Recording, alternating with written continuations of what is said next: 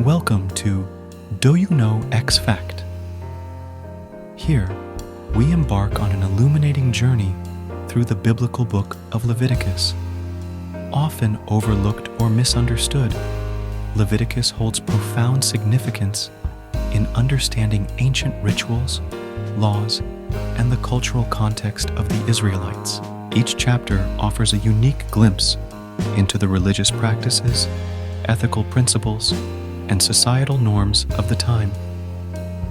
Join me as we delve into Leviticus, uncovering its timeless wisdom and relevance to our lives today.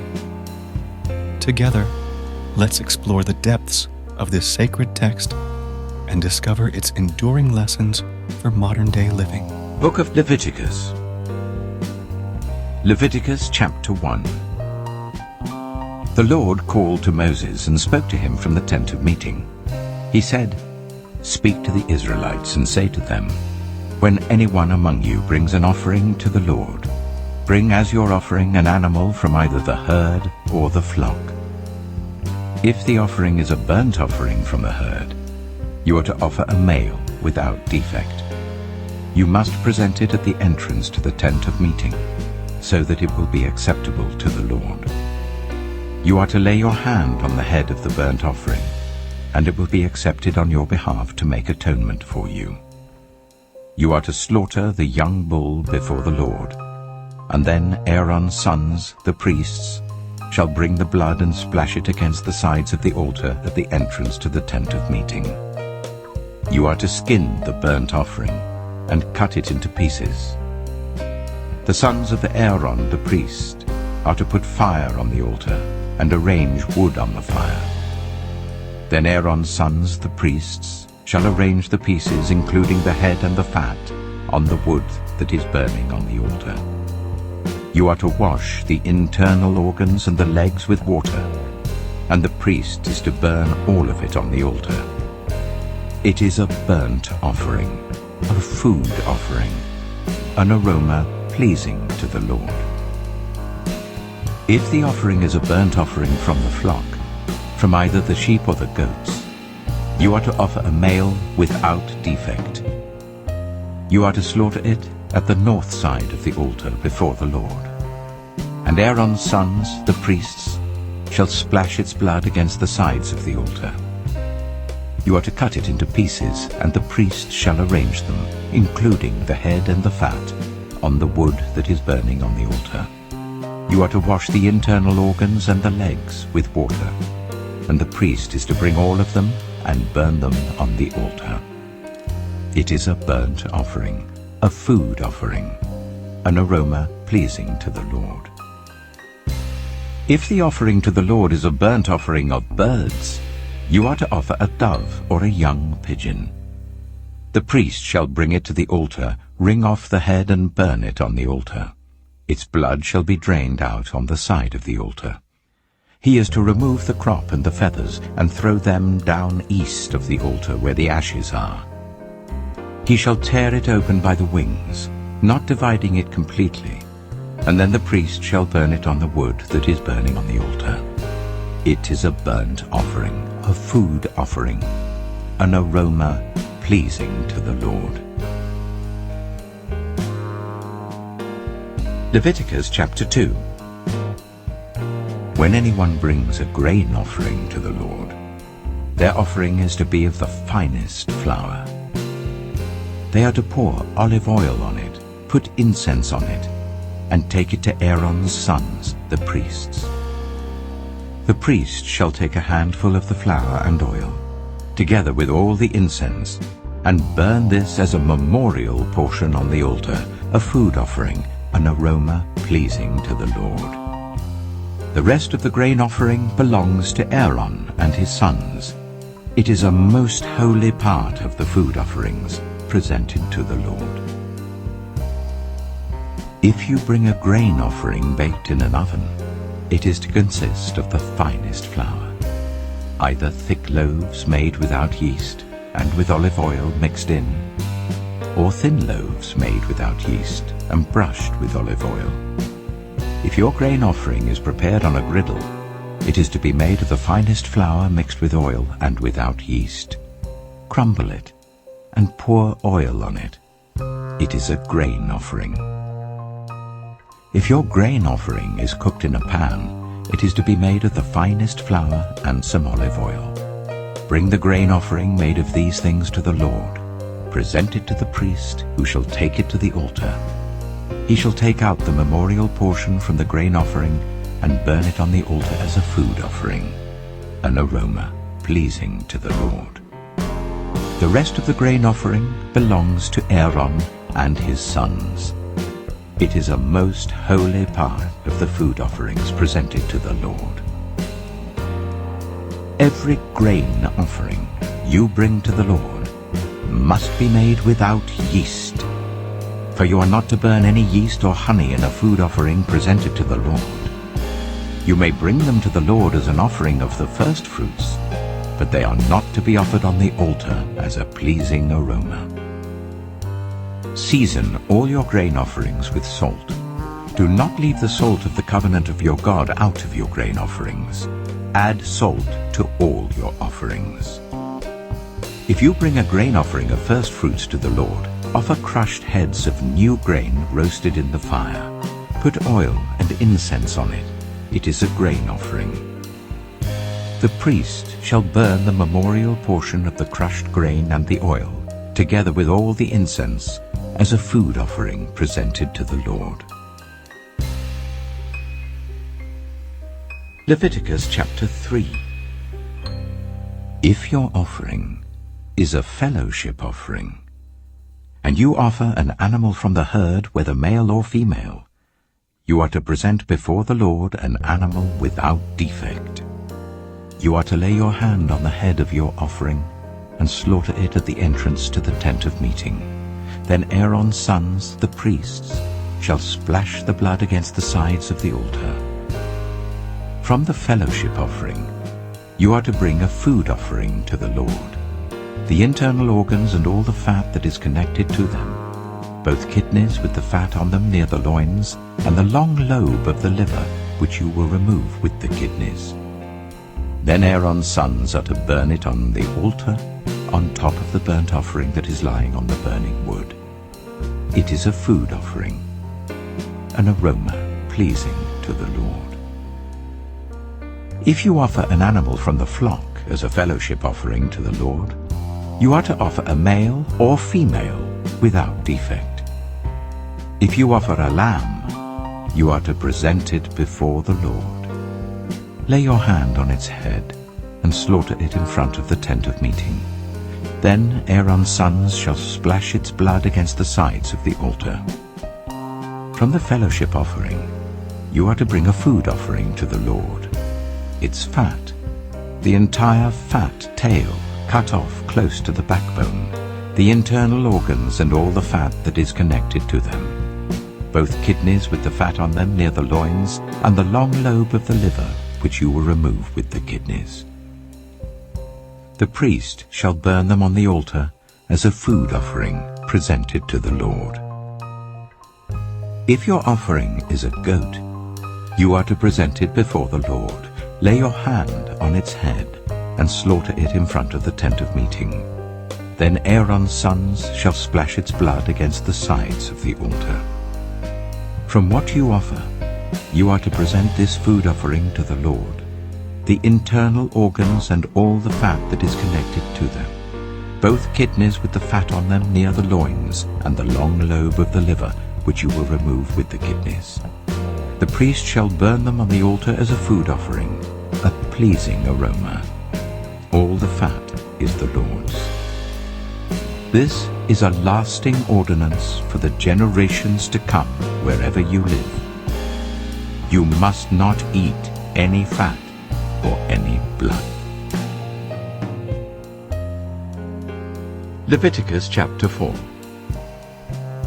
The Lord said to Moses, "Say to the Israelites, when anyone sins unintentionally and does what is forbidden in any of the Lord's commands, if the anointed priest sins, bringing guilt on the people, he must bring to the Lord a young bull without defect as a sin offering for the sin he has committed. He is to present the bull at the entrance to the tent of meeting before the Lord. He is to lay his hand on its head and slaughter it there before the Lord. Then the anointed priest shall take some of the bull's blood and carry it to the tent of meeting. He is to dip his finger into the blood and sprinkle some of it 7 times before the Lord in front of the curtain of the sanctuary. The priest shall then put some of the blood on the horns of the altar of fragrant incense that is before the Lord in the tent of meeting. The rest of the bull's blood he shall pour out at the base of the altar of burnt offering at the entrance to the tent of meeting. He shall remove all the fat from the bull of the sin offering, all the fat that is connected to the internal organs, both kidneys with the fat on them near the loins, and the long lobe of the liver which he will remove with the kidneys, just as the fat is removed from the ox sacrificed as a fellowship offering. Then the priest shall burn them on the altar of burnt offering.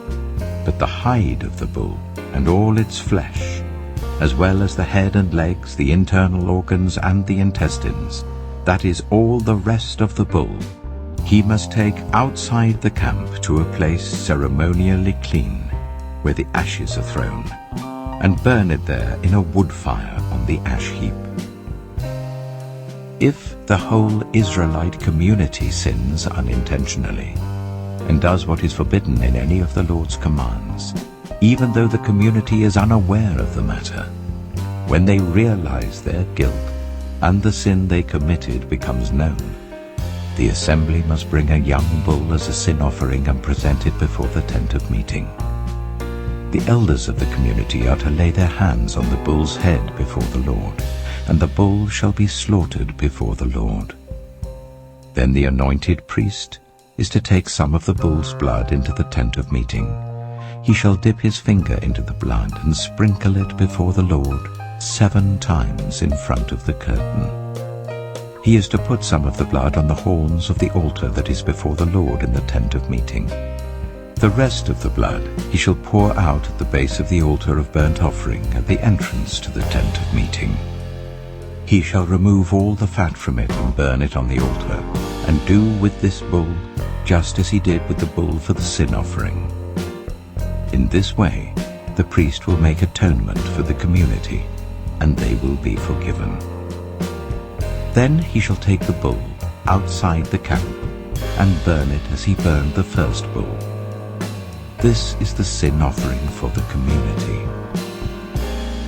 When a leader sins unintentionally and does what is forbidden in any of the commands of the Lord his God, when he realizes his guilt and the sin he has committed becomes known, he must bring as his offering a male goat without defect.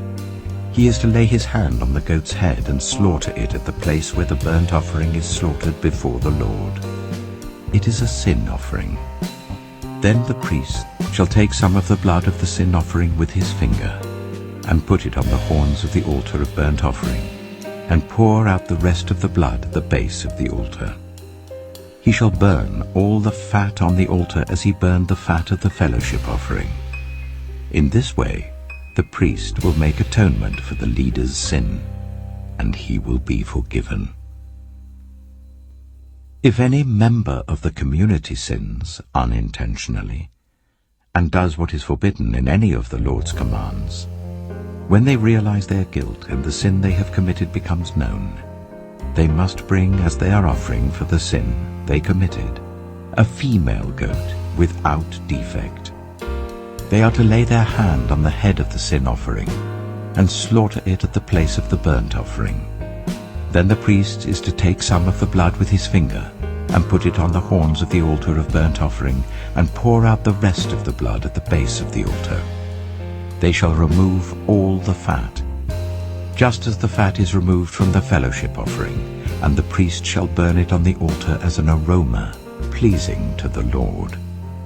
In this way, the priest will make atonement for them, and they will be forgiven. If someone brings a lamb as their sin offering, they are to bring a female without defect. They are to lay their hand on its head and slaughter it for a sin offering at the place where the burnt offering is slaughtered. Then the priest shall take some of the blood of the sin offering with his finger and put it on the horns of the altar of burnt offering and pour out the rest of the blood at the base of the altar. They shall remove all the fat, just as the fat is removed from the lamb of the fellowship offering, and the priest shall burn it on the altar, on top of the food offerings presented to the Lord. In this way, the priest will make atonement for them for the sin they have committed, and they will be forgiven.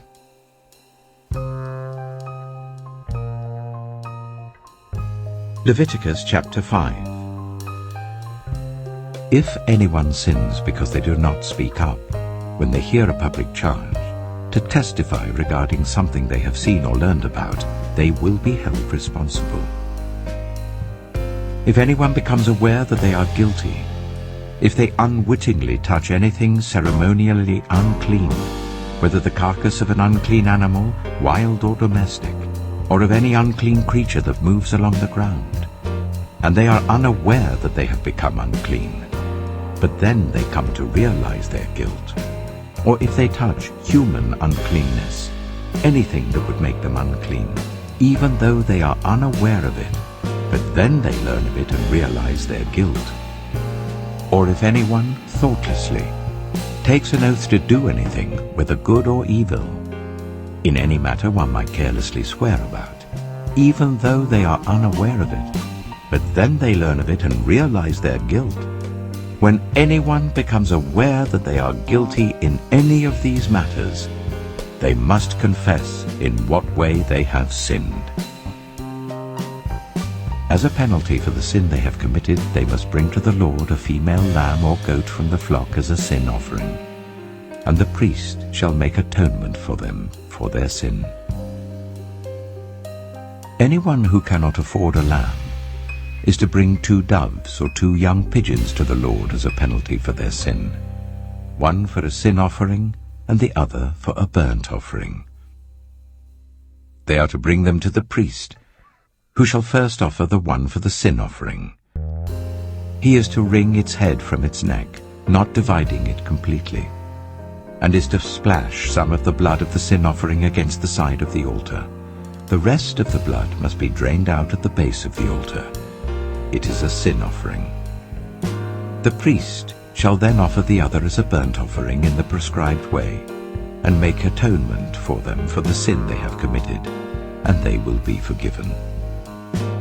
If, however, they cannot afford 2 doves or 2 young pigeons, they are to bring as an offering for their sin 1/10 of an ephah of the finest flour for a sin offering.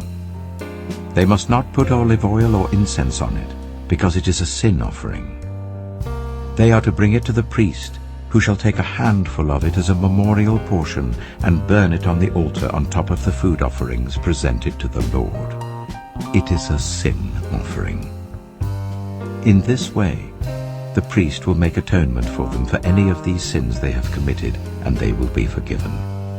The rest of the offering will belong to the priest, as in the case of the grain offering. The Lord said to Moses, "When anyone is unfaithful to the Lord by sinning unintentionally in regard to any of the Lord's holy things, they are to bring to the Lord as a penalty a ram from the flock, one without defect and of the proper value in silver according to the sanctuary shekel. It is a guilt offering. They must make restitution for what they have failed to do in regard to the holy things, pay an additional penalty of 1/5 of its value, and give it all to the priest. The priest will make atonement for them with the ram as a guilt offering, and they will be forgiven.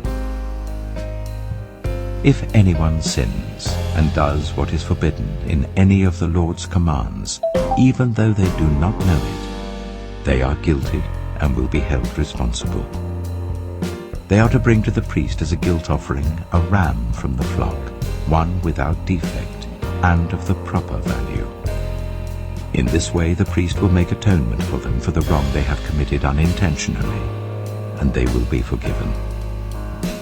It is a guilt offering. they have been guilty of wrongdoing against the Lord. Leviticus chapter 6. The Lord said to Moses, "If anyone sins and is unfaithful to the Lord by deceiving a neighbor about something entrusted to them or left in their care, or about something stolen, or if they cheat their neighbor, or if they find lost property and lie about it, or if they swear falsely about any such sin that people may commit, when they sin in any of these ways and realize their guilt, they must return what they have stolen or taken by extortion, or what was entrusted to them, or the lost property they found, or whatever it was they swore falsely about. They must make restitution in full, add a fifth of the value to it and give it all to the owner on the day they present their guilt offering. And as a penalty, they must bring to the priest, that is, to the Lord, their guilt offering, a ram from the flock, one without defect and of the proper value. In this way the priest will make atonement for them before the Lord, and they will be forgiven for any of the things they did that made them guilty. The Lord said to Moses, "Give Aaron and his sons this command. These are the regulations for the burnt offering. The burnt offering is to remain on the altar hearth throughout the night till morning, and the fire must be kept burning on the altar. The priest shall then put on his linen clothes with linen undergarments next to his body, and shall remove the ashes of the burnt offering that the fire has consumed on the altar and place them beside the altar. Then he is to take off these clothes and put on others, and carry the ashes outside the camp to a place that is ceremonially clean. The fire on the altar must be kept burning, it must not go out. Every morning the priest is to add firewood and arrange the burnt offering on the fire and burn the fat of the fellowship offerings on it. The fire must be kept burning on the altar continuously. It must not go out. These are the regulations for the grain offering. Aaron's sons are to bring it before the Lord in front of the altar. The priest is to take a handful of the finest flour and some olive oil, together with all the incense on the grain offering, and burn the memorial portion on the altar as an aroma pleasing to the Lord. Aaron and his sons shall eat the rest of it, but it is to be eaten without yeast in the sanctuary area. They are to eat it in the courtyard of the tent of meeting. It must not be baked with yeast. I have given it as their share of the food offerings presented to me. Like the sin offering and the guilt offering, it is most holy. Any male descendant of Aaron may eat it. For all generations to come, it is his perpetual share of the food offerings presented to the Lord. Whatever touches it will become holy. The Lord also said to Moses, "This is the offering Aaron and his sons are to bring to the Lord on the day he is anointed. 1/10 of an ephah of the finest flour as a regular grain offering, half of it in the morning and half in the evening. It must be prepared with oil on a griddle. Bring it well mixed and present the grain offering, broken in pieces as an aroma pleasing to the Lord. The son who is to succeed him as an anointed priest shall prepare it. It is the Lord's perpetual share and is to be burned completely. Every grain offering of a priest shall be burned completely. It must not be eaten." The Lord said to Moses, "Say to Aaron and his sons, these are the regulations for the sin offering. The sin offering is to be slaughtered before the Lord in the place where the burnt offering is slaughtered. It is most holy. The priest who offers it shall eat it. It is to be eaten in the sanctuary area, in the courtyard of the tent of meeting. Whatever touches any of the flesh will become holy, and if any of the blood is spattered on a garment, you must wash it in the sanctuary area. The clay pot that the meat is cooked in must be broken, but if it is cooked in a bronze pot, The pot is to be scoured and rinsed with water. Any male in a priest's family may eat it. It is most holy. But any sin offering whose blood is brought into the tent of meeting to make atonement in the holy place must not be eaten. It must be burned. Leviticus chapter 7. These are the regulations for the guilt offering, which is most holy. The guilt offering is to be slaughtered in the place where the burnt offering is slaughtered, and its blood is to be splashed against the sides of the altar. All its fat shall be offered, the fat tail and the fat that covers the internal organs, both kidneys with the fat on them near the loins, and the long lobe of the liver, which is to be removed with the kidneys. The priest shall burn them on the altar as a food offering presented to the Lord. It is a guilt offering. Any male in a priest's family may eat it, but it must be eaten in the sanctuary area. It is most holy. The same law applies to both the sin offering and the guilt offering. They belong to the priest, who makes atonement with them. The priest who offers a burnt offering for anyone may keep its hide for himself. Every grain offering baked in an oven or cooked in a pan or on a griddle belongs to the priest who offers it, and every grain offering, whether mixed with olive oil or dry, belongs equally to all the sons of Aaron. These are the regulations for the fellowship offering anyone may present to the Lord. If they offer it as an expression of thankfulness, then along with this thank offering, they are to offer thick loaves made without yeast and with olive oil mixed in, thin loaves made without yeast and brushed with oil, and thick loaves of the finest flour, well kneaded and with oil mixed in. Along with their fellowship offering of thanksgiving, they are to present an offering with thick loaves of bread made with yeast. They are to bring one of each kind as an offering, a contribution to the Lord. It belongs to the priest, who splashes the blood of the fellowship offering against the altar. The meat of their fellowship offering of thanksgiving must be eaten on the day it is offered. They must leave none of it till morning. If, however, their offering is the result of a vow, or is a free will offering, the sacrifice shall be eaten on the day they offer it, but anything left over may be eaten on the next day. Any meat of the sacrifice left over till the third day must be burned. If any meat of the fellowship offering is eaten on the third day, the one who offered it will not be accepted. It will not be reckoned to their credit, for it has become impure. The person who eats any of it will be held responsible. Meat that touches anything ceremonially unclean must not be eaten. It must be burned. As for other meat, anyone ceremonially clean may eat it. But if anyone who is unclean eats any meat of the fellowship offering belonging to the Lord, they must be cut off from their people. Anyone who touches something unclean, whether human uncleanness or an unclean animal or an unclean creature that moves along the ground, and then eats any of the meat of the fellowship offering belonging to the Lord, must be cut off from their people. The Lord said to Moses, "Say to the Israelites, do not eat any of the fat of cattle, sheep, or goats. The fat of an animal found dead or torn by wild animals may be used for any other purpose, but you must not eat it.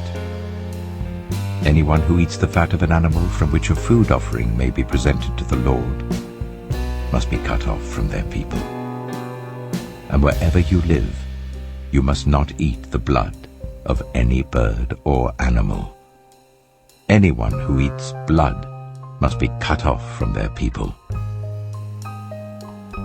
The Lord said to Moses, "Say to the Israelites, anyone who brings a fellowship offering to the Lord is to bring part of it as their sacrifice to the Lord. With their own hands they are to present the food offering to the Lord. They are to bring the fat together with the breast and wave the breast before the Lord as a wave offering. the priest shall burn the fat on the altar, but the breast belongs to Aaron and his sons. You are to give the right thigh of your fellowship offerings to the priest as a contribution. The son of Aaron, who offers the blood and the fat of the fellowship offering, shall have the right thigh as his share. From the fellowship offerings of the Israelites, I have taken the breast that is waved and the thigh that is presented, and have given them to Aaron the priest and his sons as their perpetual share from the Israelites. This is the portion of the food offerings presented to the Lord that were allotted to Aaron and his sons on the day they were presented to serve the Lord as priests.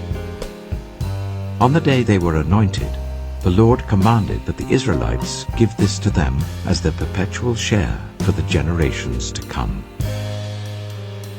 These, then, are the regulations for the burnt offering, the grain offering, the sin offering, the guilt offering, the ordination offering, and the fellowship offering, which the Lord gave Moses at Mount Sinai, in the desert of Sinai, on the day he commanded the Israelites to bring their offerings to the Lord. Leviticus chapter 8. The Lord said to Moses, "Bring Aaron and his sons, their garments, the anointing oil, the bull for the sin offering, the 2 rams and the basket containing bread made without yeast, and gather the entire assembly at the entrance to the tent of meeting." Moses did as the Lord commanded him, and the assembly gathered at the entrance to the tent of meeting. Moses said to the assembly, "This is what the Lord has commanded to be done." Then Moses brought Aaron and his sons forward and washed them with water. He put the tunic on Aaron, tied the sash around him, clothed him with the robe, and put the ephod on him. He also fastened the ephod with a decorative waistband which he tied round him. He placed the breastpiece on him and put the Urim and Thummim in the breastpiece. Then he placed the turban on Aaron's head and set the gold plate, the sacred emblem, on the front of it, as the Lord commanded Moses. Then Moses took the anointing oil and anointed the tabernacle and everything in it, and so consecrated them. He sprinkled some of the oil on the altar 7 times, anointing the altar and all its utensils and the basin with its stand to consecrate them. He poured some of the anointing oil on Aaron's head and anointed him to consecrate him. Then he brought Aaron's sons forward, put tunics on them, tied sashes round them, and fastened caps on them, as the Lord commanded Moses. He then presented the bull for the sin offering, and Aaron and his sons laid their hands on its head. Moses slaughtered the bull and took some of the blood, and with his finger he put it on all the horns of the altar to purify the altar. He poured out the rest of the blood at the base of the altar, so he consecrated it to make atonement for it. Moses also took all the fat around the internal organs, the long lobe of the liver and both kidneys and their fat, and burned it on the altar. But the bull with its hide and its flesh and its intestines he burned outside the camp, as the Lord commanded Moses. He then presented the ram for the burnt offering, and Aaron and his sons laid their hands on its head. Then Moses slaughtered the ram and splashed the blood against the sides of the altar. He cut the ram into pieces and burned the head, the pieces and the fat. He washed the internal organs and the legs with water and burned the whole ram on the altar.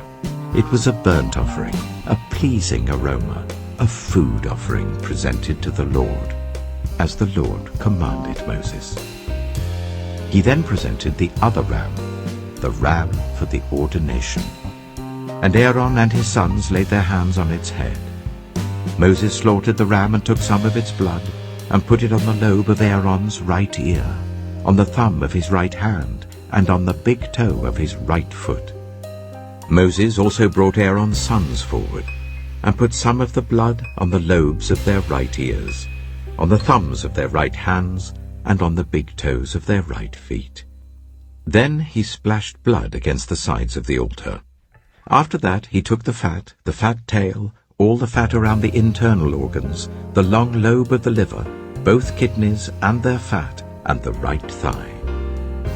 And from the basket of bread made without yeast, which was before the Lord, he took 1 thick loaf with olive oil mixed in, and 1 thin loaf, and he put these on the fat portions and on the right thigh. He put all these in the hands of Aaron and his sons, and they waved them before the Lord as a wave offering. Then Moses took them from their hands and burned them on the altar on top of the burnt offering as an ordination offering, a pleasing aroma, a food offering presented to the Lord. Moses also took the breast, which was his share of the ordination ram, and waved it before the Lord as a wave offering, as the Lord commanded Moses.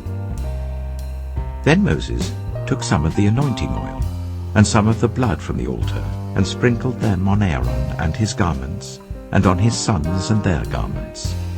So he consecrated Aaron and his garments, and his sons and their garments. Moses then said to Aaron and his sons, "Cook the meat at the entrance to the tent of meeting, and eat it there with the bread from the basket of ordination offerings, as I was commanded. Aaron and his sons are to eat bread. Do not leave the entrance to the tent of meeting for 7 days, until the days of your ordination are completed, for your ordination will last 7 days. What has been done today was commanded by the Lord to make atonement for you. You must stay at the entrance to the tent of meeting, day and night, for 7 days, and do what the Lord requires, so that you will not die. For that is what I have been commanded." So Aaron and his sons did everything the Lord commanded through Moses. Leviticus chapter 9. On the 8th day, Moses summoned Aaron and his sons and the elders of Israel. He said to Aaron, "Take a bull calf for your sin offering and a ram for your burnt offering, both without defect, and present them before the Lord. Then say to the Israelites, take a male goat for a sin offering, a calf and a lamb, both a year old and without defect, for a burnt offering, and an ox and a ram for a fellowship offering to sacrifice before the Lord, together with a grain offering mixed with olive oil. For today the Lord will appear to you." They took the things Moses commanded to the front of the tent of meeting, and the entire assembly came near and stood before the Lord. Then Moses said, "This is what the Lord has commanded you to do, so that the glory of the Lord may appear to you." Moses said to Aaron, "Come to the altar and sacrifice your sin offering and your burnt offering, and make atonement for yourself and the people. Sacrifice the offering that is for the people, and make atonement for them, as the Lord has commanded." So Aaron came to the altar and slaughtered the calf as a sin offering for himself. His sons brought the blood to him, and he dipped his finger into the blood and put it on the horns of the altar. The rest of the blood he poured out at the base of the altar. On the altar he burned the fat, the kidneys, and the long lobe of the liver from the sin offering, as the Lord commanded Moses. The flesh and the hide he burned outside the camp. Then he slaughtered the burnt offering.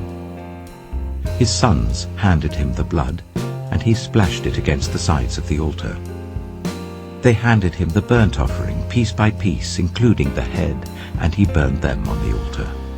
He washed the internal organs and the legs and burned them on top of the burnt offering on the altar. Aaron then brought the offering that was for the people. He took the goat for the people's sin offering, and slaughtered it and offered it for a sin offering, as he did with the first one. He brought the burnt offering and offered it in the prescribed way. He also brought the grain offering, took a handful of it and burned it on the altar in addition to the morning's burnt offering. He slaughtered the ox and the ram as the fellowship offering for the people. His sons handed him the blood, and he splashed it against the sides of the altar. But the fat portions of the ox and the ram, the fat tail, the layer of fat, the kidneys, and the long lobe of the liver, these they laid on the breasts. And then Aaron burned the fat on the altar. Aaron waved the breasts and the right thigh before the Lord as a wave offering, as Moses commanded. Then Aaron lifted his hands towards the people and blessed them. And having sacrificed the sin offering, the burnt offering, and the fellowship offering, he stepped down. Moses and Aaron then went into the tent of meeting. When they came out, they blessed the people, and the glory of the Lord appeared to all the people. Fire came out from the presence of the Lord and consumed the burnt offering and the fat portions on the altar. And when all the people saw it, they shouted for joy and fell face down. Leviticus chapter 10. Aaron's sons, Nadab and Abihu, took their censers, put fire in them, and added incense. And they offered unauthorized fire before the Lord, contrary to his command. So fire came out from the presence of the Lord and consumed them, and they died before the Lord. Moses then said to Aaron, "This is what the Lord spoke of when he said, 'Among those who approach me I will be proved holy. In the sight of all the people I will be honored.'" Aaron remained silent. Moses summoned Mishael and Elzaphan, the sons of Aaron's uncle Uzziel, and said to them, "Come here. Carry your cousins outside the camp, away from the front of the sanctuary." So they came and carried them, still in their tunics, outside the camp as Moses ordered. Then Moses said to Aaron and his sons Eleazar and Ithamar, "Do not let your hair become unkempt, and do not tear your clothes, or you will die, and the Lord will be angry with the whole community. But your relatives, all the Israelites, may mourn for those the Lord has destroyed by fire. Do not leave the entrance to the tent of meeting, or you will die, because the Lord's anointing oil is on you." So they did as Moses said. Then the Lord said to Aaron, "You and your sons are not to drink wine or other fermented drink whenever you go into the tent of meeting, or you will die. This is a lasting ordinance for the generations to come, so that you can distinguish between the holy and the common, between the unclean and the clean, and so you can teach the Israelites all the decrees the Lord has given them through Moses." Moses said to Aaron and his remaining sons, Eleazar and Ithamar, "Take the grain offering left over from the food offerings prepared without yeast, and present it to the Lord, and eat it beside the altar, for it is most holy. Eat it in the sanctuary area, because it is your share and your son's share of the food offerings presented to the Lord, for so I have been commanded. But you and your sons and your daughters may eat the breast that was waved and the thigh that was presented. Eat them in a ceremonially clean place. They have been given to you and your children as your share of the Israelites' fellowship offerings. The thigh that was presented and the breast that was waved must be brought with the fat portions of the food offerings, to be waved before the Lord as a wave offering. This will be the perpetual share for you and your children, as the Lord commanded." When Moses inquired about the goat of the sin offering and found that it had been burned, he was angry with Eleazar and Ithamar, Aaron's remaining sons, and asked, "Why didn't you eat the sin offering in the sanctuary area? It is most holy. It was given to you to take away the guilt of the community by making atonement for them before the Lord. Since its blood was not taken into the holy place, you should have eaten the goat in the sanctuary area, as I commanded." Aaron replied to Moses, "Today they sacrificed their sin offering and their burnt offering before the Lord. But such things as this have happened to me. Would the Lord have been pleased if I had eaten the sin offering today?" When Moses heard this, he was satisfied. Leviticus chapter 11. The Lord said to Moses and Aaron, "Say to the Israelites, of all the animals that live on land, these are the ones you may eat. You may eat any animal that has a divided hoof and that chews the cud. There are some that only chew the cud or only have a divided hoof, but you must not eat them. The camel, though it chews the cud, does not have a divided hoof. It is ceremonially unclean for you. The hyrax, though it chews the cud, does not have a divided hoof. It is unclean for you. The rabbit, though it chews the cud, does not have a divided hoof.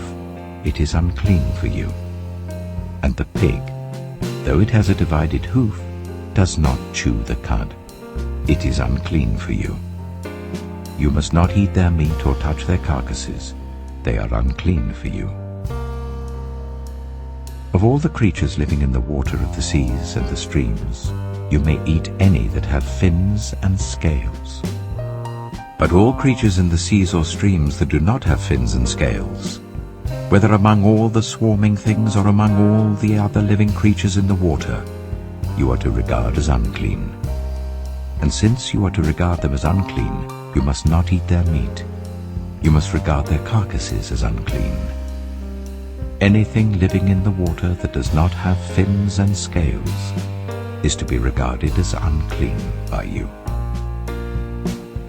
These are the birds you are to regard as unclean and not eat, because they are unclean: the eagle, the vulture, the black vulture, the red kite, any kind of black kite, any kind of raven, the horned owl, the screech owl, the gull, any kind of hawk, the little owl, the cormorant, the great owl, the white owl, the desert owl, the osprey, the stork, any kind of heron, the hoopoe, and the bat.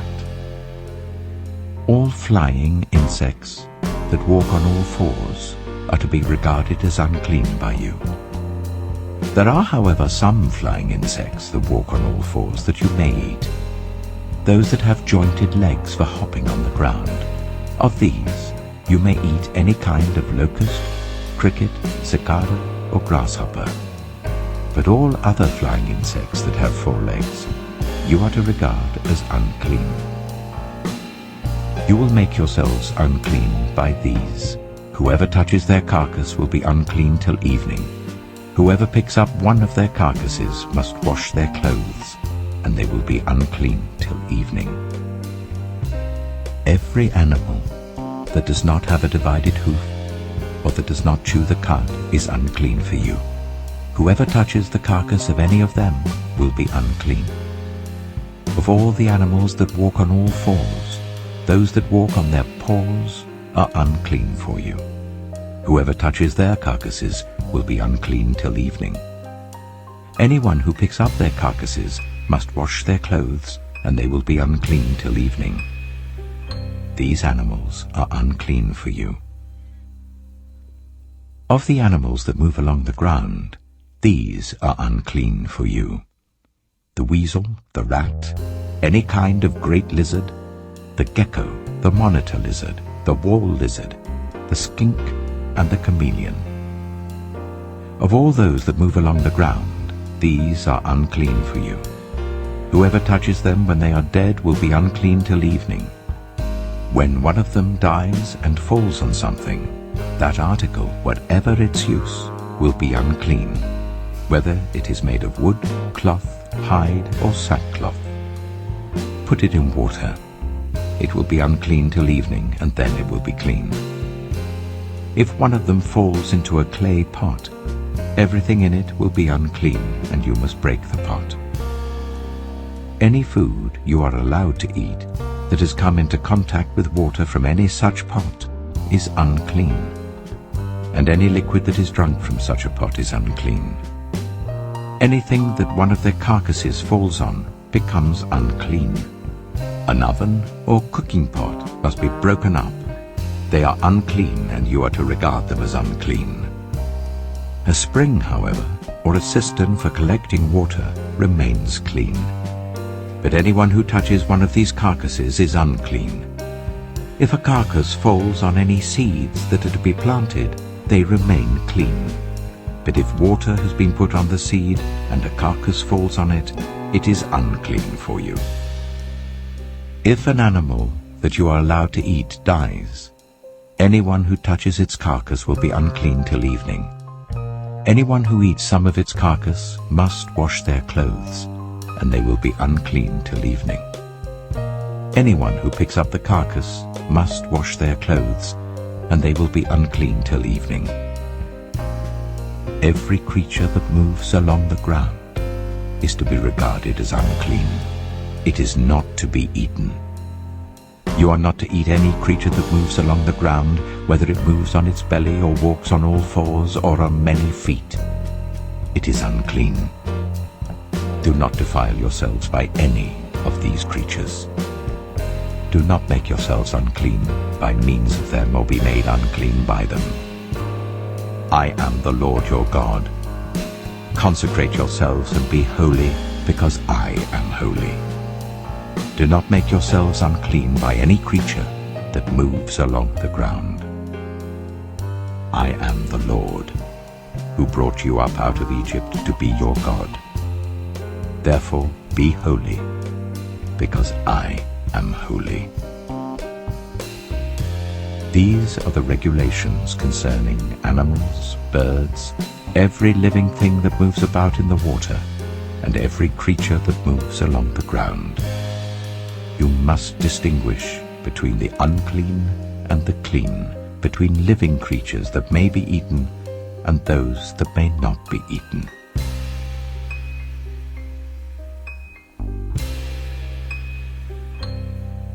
Leviticus chapter 12.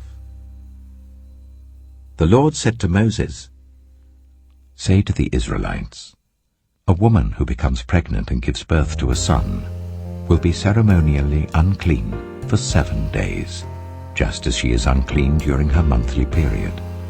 On the 8th day, the boy is to be circumcised. Then the woman must wait 33 days to be purified from her bleeding. She must not touch anything sacred or go to the sanctuary until the days of her purification are over. If she gives birth to a daughter, for 2 weeks the woman will be unclean as during her period. Then she must wait 66 days to be purified from her bleeding. When the days of her purification for a son or daughter are over, she is to bring to the priest at the entrance to the tent of meeting a year-old lamb for a burnt offering, and a young pigeon or a dove for a sin offering. He shall offer them before the Lord to make atonement for her, and then she will be ceremonially clean from her flow of blood. These are the regulations for the woman who gives birth to a boy or a girl. But if she cannot afford a lamb, she is to bring 2 doves or 2 young pigeons, one for a burnt offering and the other for a sin offering. In this way, the priest will make atonement for her, and she will be clean." Leviticus chapter 13. The Lord said to Moses and Aaron, "When anyone has a swelling or a rash or a shiny spot on their skin that may be a defiling skin disease, they must be brought to Aaron the priest or to one of his sons who is a priest. The priest is to examine the sore on the skin, and if the hair in the sore has turned white, and the sore appears to be more than skin deep, it is a defiling skin disease. When the priest examines that person, he shall pronounce them ceremonially unclean. If the shiny spot on the skin is white but does not appear to be more than skin deep, and the hair in it has not turned white, the priest is to isolate the affected person for 7 days. On the 7th day, the priest is to examine them. And if he sees that the sore is unchanged and has not spread in the skin, he is to isolate them for another 7 days. On the 7th day, the priest is to examine them again. And if the sore has faded and has not spread in the skin, the priest shall pronounce them clean. It is only a rash. They must wash their clothes, and they will be clean. But if the rash does spread in their skin after they have shown themselves to the priest to be pronounced clean, they must appear before the priest again. The priest is to examine that person, and if the rash has spread in the skin, he shall pronounce them unclean. It is a defiling skin disease. When anyone has a defiling skin disease, they must be brought to the priest.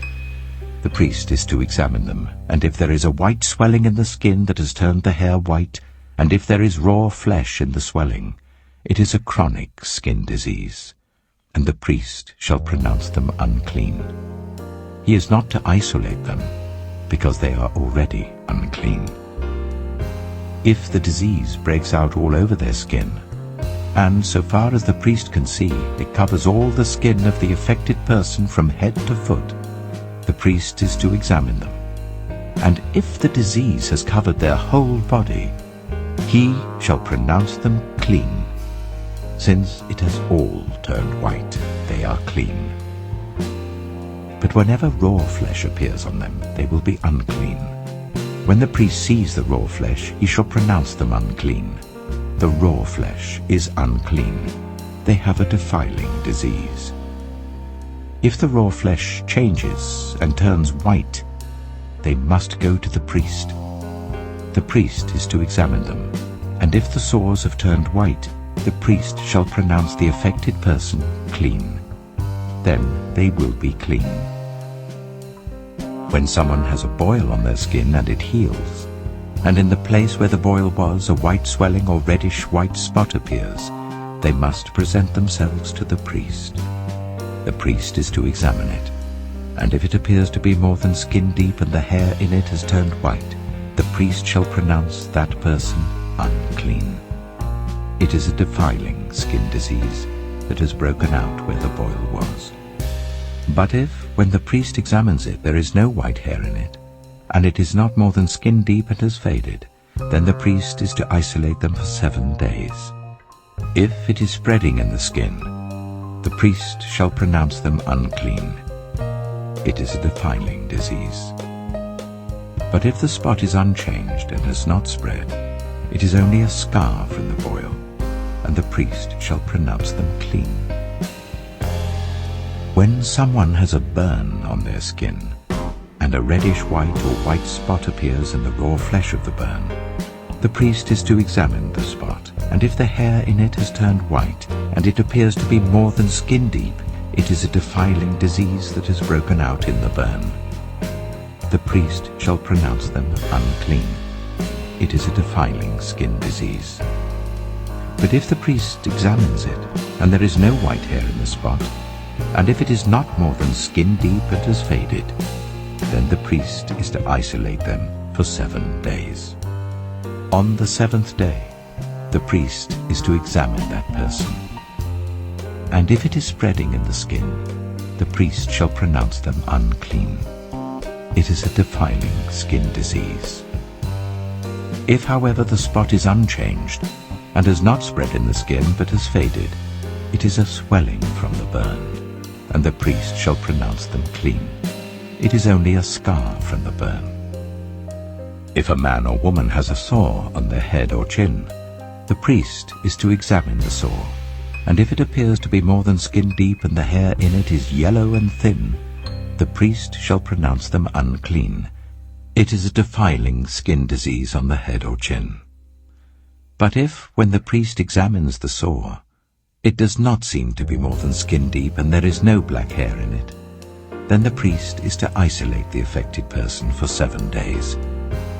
On the 7th day, the priest is to examine the sore, and if it has not spread and there is no yellow hair in it, and it does not appear to be more than skin deep, then the man or woman must shave themselves, except for the affected area, and the priest is to keep them isolated another 7 days.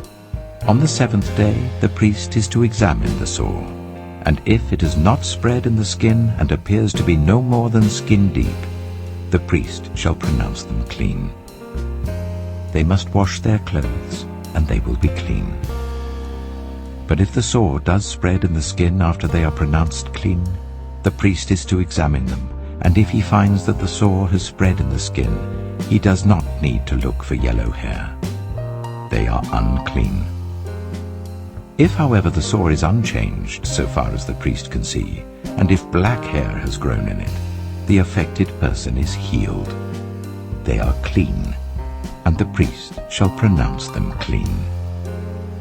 When a man or woman has white spots on the skin, the priest is to examine them, and if the spots are dull white, it is a harmless rash that has broken out on the skin.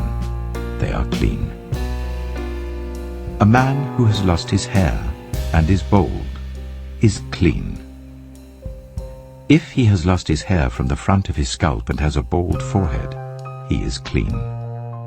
But if he has a reddish-white sore on his bald head or forehead, it is a defiling disease breaking out on his head or forehead. The priest is to examine him, and if the swollen sore on his head or forehead is reddish-white like a defiling skin disease, the man is diseased and is unclean. The priest shall pronounce him unclean because of the sore on his head. Anyone with such a defiling disease must wear torn clothes, let their hair be unkempt, cover the lower part of their face and cry out, "Unclean, unclean." As long as they have the disease, they remain unclean. They must live alone. They must live outside the camp. As for any fabric that is spoiled with a defiling mold, any woolen or linen clothing, any woven or knitted material of linen or wool, any leather or anything made of leather, if the affected area in the fabric, the leather, the woven or knitted material, or any leather article is greenish or reddish, it is a defiling mold and must be shown to the priest. The priest is to examine the affected area and isolate the article for 7 days. On the 7th day he is to examine it, and if the mold has spread in the fabric, the woven or knitted material, or the leather, whatever its use, it is a persistent, defiling mold. The article is unclean. He must burn the fabric, the woven or knitted material of wool or linen, or any leather article that has been spoiled, because the defiling mold is persistent. The article must be burned. But if, when the priest examines it, the mold has not spread in the fabric, the woven or knitted material, or the leather article, he shall order that the spoiled article be washed. Then he is to isolate it for another 7 days. After the article has been washed, the priest is to examine it again, and if the mold has not changed its appearance, even though it has not spread, it is unclean. Burn it, no matter which side of the fabric has been spoiled.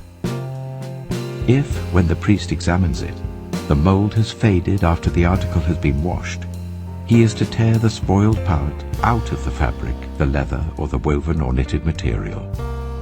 But if it reappears in the fabric, in the woven or knitted material, or in the leather article, it is a spreading mold.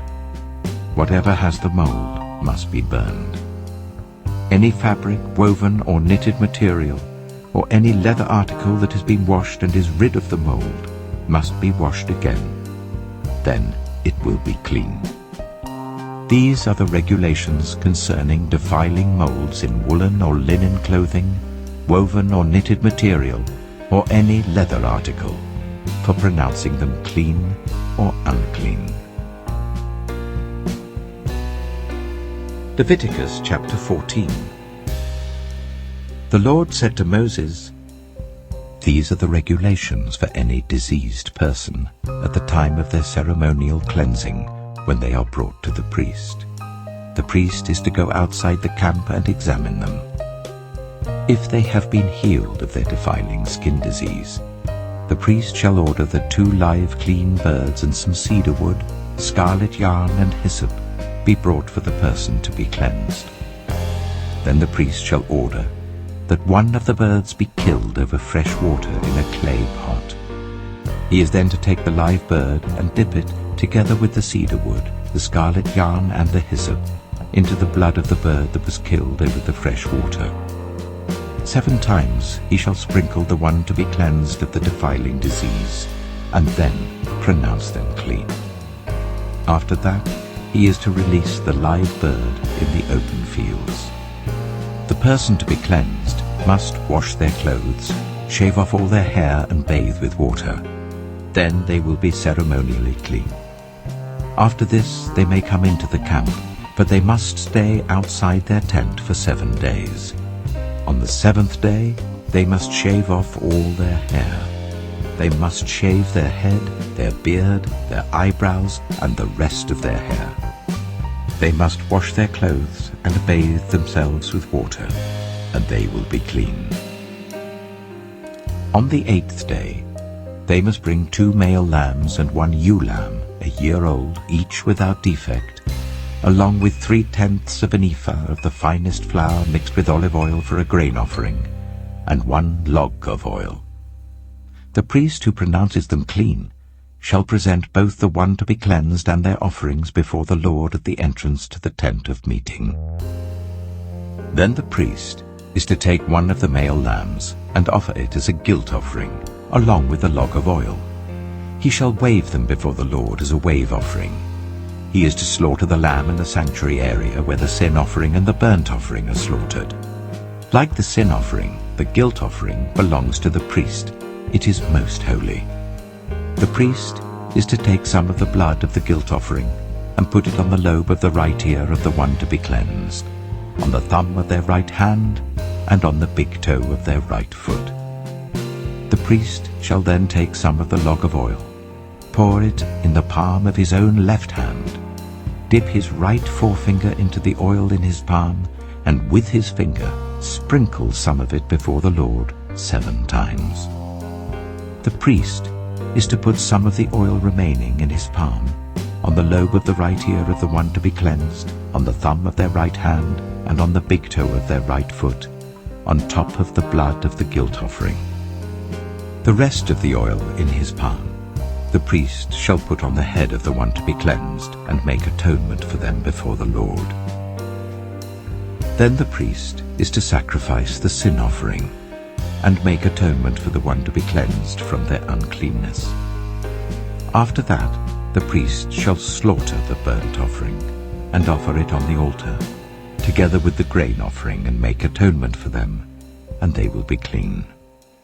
If, however, they are poor, and cannot afford these, they must take 1 male lamb as a guilt offering, to be waved to make atonement for them, together with 1/10 of an ephah of the finest flour mixed with olive oil for a grain offering, a log of oil, and 2 doves or 2 young pigeons, such as they can afford, 1 for a sin offering and the other for a burnt offering. On the 8th day they must bring them for their cleansing to the priest at the entrance to the tent of meeting before the Lord. The priest is to take the lamb for the guilt offering together with the log of oil, and wave them before the Lord as a wave offering. He shall slaughter the lamb for the guilt offering, and take some of its blood and put it on the lobe of the right ear of the one to be cleansed, on the thumb of their right hand, and on the big toe of their right foot. The priest is to pour some of the oil into the palm of his own left hand, and with his right forefinger sprinkle some of the oil from his palm 7 times before the Lord. Some of the oil in his palm he is to put on the same places he put the blood of the guilt offering, on the lobe of the right ear of the one to be cleansed, on the thumb of their right hand, and on the big toe of their right foot. The rest of the oil in his palm the priest shall put on the head of the one to be cleansed, to make atonement for them before the Lord. Then he shall sacrifice the doves or the young pigeons, such as the person can afford, 1 as a sin offering and the other as a burnt offering, together with the grain offering. In this way the priest will make atonement before the Lord on behalf of the one to be cleansed. These are the regulations for anyone who has a defiling skin disease, and who cannot afford the usual offerings for their cleansing. The Lord said to Moses and Aaron, "When you enter the land of Canaan, which I am giving you as your possession, and I put a spreading mold in a house in that land, the owner of the house must go and tell the priest, I have seen something that looks like a defiling mold in my house. The priest is to order the house to be emptied before he goes in to examine the mold, so that nothing in the house will be pronounced unclean. After this, the priest is to go in and inspect the house. He is to examine the mold on the walls, and if it has greenish or reddish depressions that appear to be deeper than the surface of the wall, the priest shall go out of the doorway of the house and close it up for 7 days. On the 7th day, the priest shall return to inspect the house. If the mold has spread on the walls, he is to order that the contaminated stones be torn out and thrown into an unclean place outside the town. He must have all the inside walls of the house scraped, and the material that is scraped off dumped into an unclean place outside the town. Then they are to take other stones to replace these, and to take new clay and plaster the house. If the defiling mold reappears in the house after the stones have been torn out and the house scraped and plastered, the priest is to go and examine it. And if the mold has spread in the house, it is a persistent defiling mold. The house is unclean. It must be torn down, its stones, timbers, and all the plaster, and taken out of the town to an unclean place. Anyone who goes into the house while it is closed up will be unclean till evening. Anyone who sleeps or eats in the house must wash their clothes. But if the priest comes to examine it and the mold has not spread after the house has been plastered, he shall pronounce the house clean because the defiling mold is gone. To purify the house, he is to take 2 birds and some cedar wood, scarlet yarn, and hyssop. He shall kill one of the birds over fresh water in a clay pot. Then he is to take the cedar wood, the hyssop, the scarlet yarn, and the live bird, dip them into the blood of the dead bird and the fresh water, and sprinkle the house 7 times. He shall purify the house with the bird's blood, the fresh water, the live bird, the cedar wood, the hyssop, and the scarlet yarn. Then he is to release the live bird in the open fields outside the town. In this way he will make atonement for the house, and it will be clean. These are the regulations for any defiling skin disease, for a sore, for defiling molds in fabric or in a house, and for a swelling, a rash, or a shiny spot, to determine when something is clean or unclean. These are the regulations for defiling skin diseases and defiling molds. Leviticus chapter 15.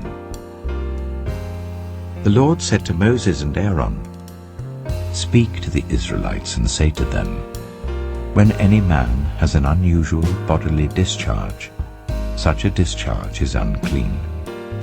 Whether it continues flowing from his body or is blocked, it will make him unclean. This is how his discharge will bring about uncleanness. Any bed the man with a discharge lies on will be unclean, and anything he sits on will be unclean. Anyone who touches his bed must wash their clothes and bathe with water, and they will be unclean till evening. Whoever sits on anything that the man with a discharge sat on must wash their clothes and bathe with water, and they will be unclean till evening. Whoever touches the man who has a discharge must wash their clothes and bathe with water, and they will be unclean till evening. If the man with the discharge spits on anyone who is clean, they must wash their clothes and bathe with water, and they will be unclean till evening. Everything the man sits on when riding will be unclean, and whoever touches any of the things that were under him will be unclean till evening. Whoever picks up those things must wash their clothes and bathe with water, and they will be unclean till evening. Anyone the man with a discharge touches without rinsing his hands with water must wash their clothes and bathe with water, and they will be unclean till evening. A clay pot that the man touches must be broken, and any wooden article is to be rinsed with water. When a man is cleansed from his discharge, he is to count 7 days for his ceremonial cleansing. He must wash his clothes and bathe himself with fresh water, and he will be clean. On the 8th day, he must take 2 doves or 2 young pigeons, and come before the Lord to the entrance to the tent of meeting and give them to the priest. The priest is to sacrifice them, the one for a sin offering and the other for a burnt offering. In this way, he will make atonement before the Lord for the man because of his discharge. When a man has an emission of semen, he must bathe his whole body with water, and he will be unclean till evening. Any clothing or leather that has semen on it must be washed with water, and it will be unclean till evening. When a man has sexual relations with a woman, and there is an emission of semen, both of them must bathe with water, and they will be unclean till evening. When a woman has her regular flow of blood, the impurity of her monthly period will last 7 days, and anyone who touches her will be unclean till evening. Anything she lies on during her period will be unclean, and anything she sits on will be unclean. Anyone who touches her bed will be unclean. They must wash their clothes and bathe with water, and they will be unclean till evening. Anyone who touches anything she sits on will be unclean. They must wash their clothes and bathe with water, and they will be unclean till evening. Whether it is the bed or anything she was sitting on, when anyone touches it, they will be unclean till evening. If a man has sexual relations with her, and her monthly flow touches him, he will be unclean for 7 days. Any bed he lies on will be unclean. When a woman has a discharge of blood for many days at a time other than her monthly period, or has a discharge that continues beyond her period, she will be unclean as long as she has the discharge, just as in the days of her period. Any bed she lies on while her discharge continues will be unclean, as is her bed during her monthly period, and anything she sits on will be unclean, as during her period. Anyone who touches them will be unclean. They must wash their clothes and bathe with water, and they will be unclean till evening. When she is cleansed from her discharge, she must count 7 days, and after that she will be ceremonially clean. On the 8th day, she must take 2 doves or 2 young pigeons and bring them to the priest at the entrance to the tent of meeting. The priest is to sacrifice one for a sin offering and the other for a burnt offering. In this way, he will make atonement for her before the Lord for the uncleanness of her discharge. You must keep the Israelites separate from things that make them unclean, so they will not die in their uncleanness for defiling my dwelling place which is among them. These are the regulations for a man with a discharge, for anyone made unclean by an emission of semen, for a woman in her monthly period, for a man or woman with a discharge, and for a man who has sexual relations with a woman who is ceremonially unclean. Leviticus chapter 16. The Lord spoke to Moses after the death of the 2 sons of Aaron, who died when they approached the Lord. The Lord said to Moses, "Tell your brother Aaron that he is not to come whenever he chooses into the most holy place behind the curtain in front of the atonement cover on the ark, or else he will die. For I will appear in the cloud over the atonement cover. This is how Aaron is to enter the most holy place. He must first bring a young bull for a sin offering and a ram for a burnt offering. He is to put on the sacred linen tunic with linen undergarments next to his body. He is to tie the linen sash round him and put on the linen turban. These are sacred garments, so he must bathe himself with water before he puts them on. From the Israelite community, he is to take 2 male goats for a sin offering and a ram for a burnt offering. Aaron is to offer the bull for his own sin offering, to make atonement for himself and his household. Then he is to take the 2 goats and present them before the Lord at the entrance to the tent of meeting. He is to cast lots for the 2 goats, 1 lot for the Lord, the other for the scapegoat.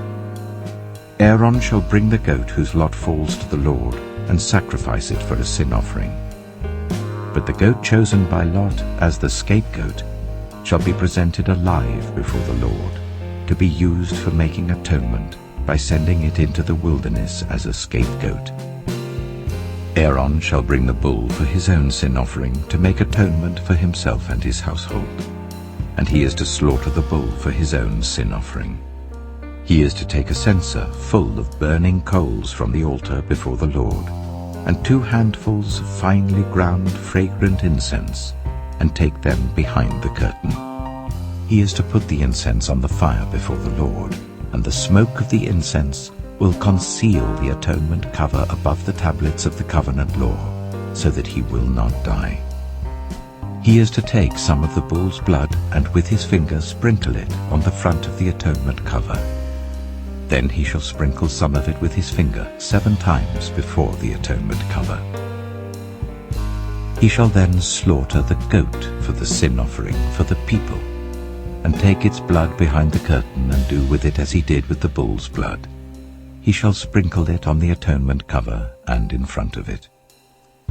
In this way he will make atonement for the most holy place because of the uncleanness and rebellion of the Israelites, whatever their sins have been. He is to do the same for the tent of meeting, which is among them in the midst of their uncleanness.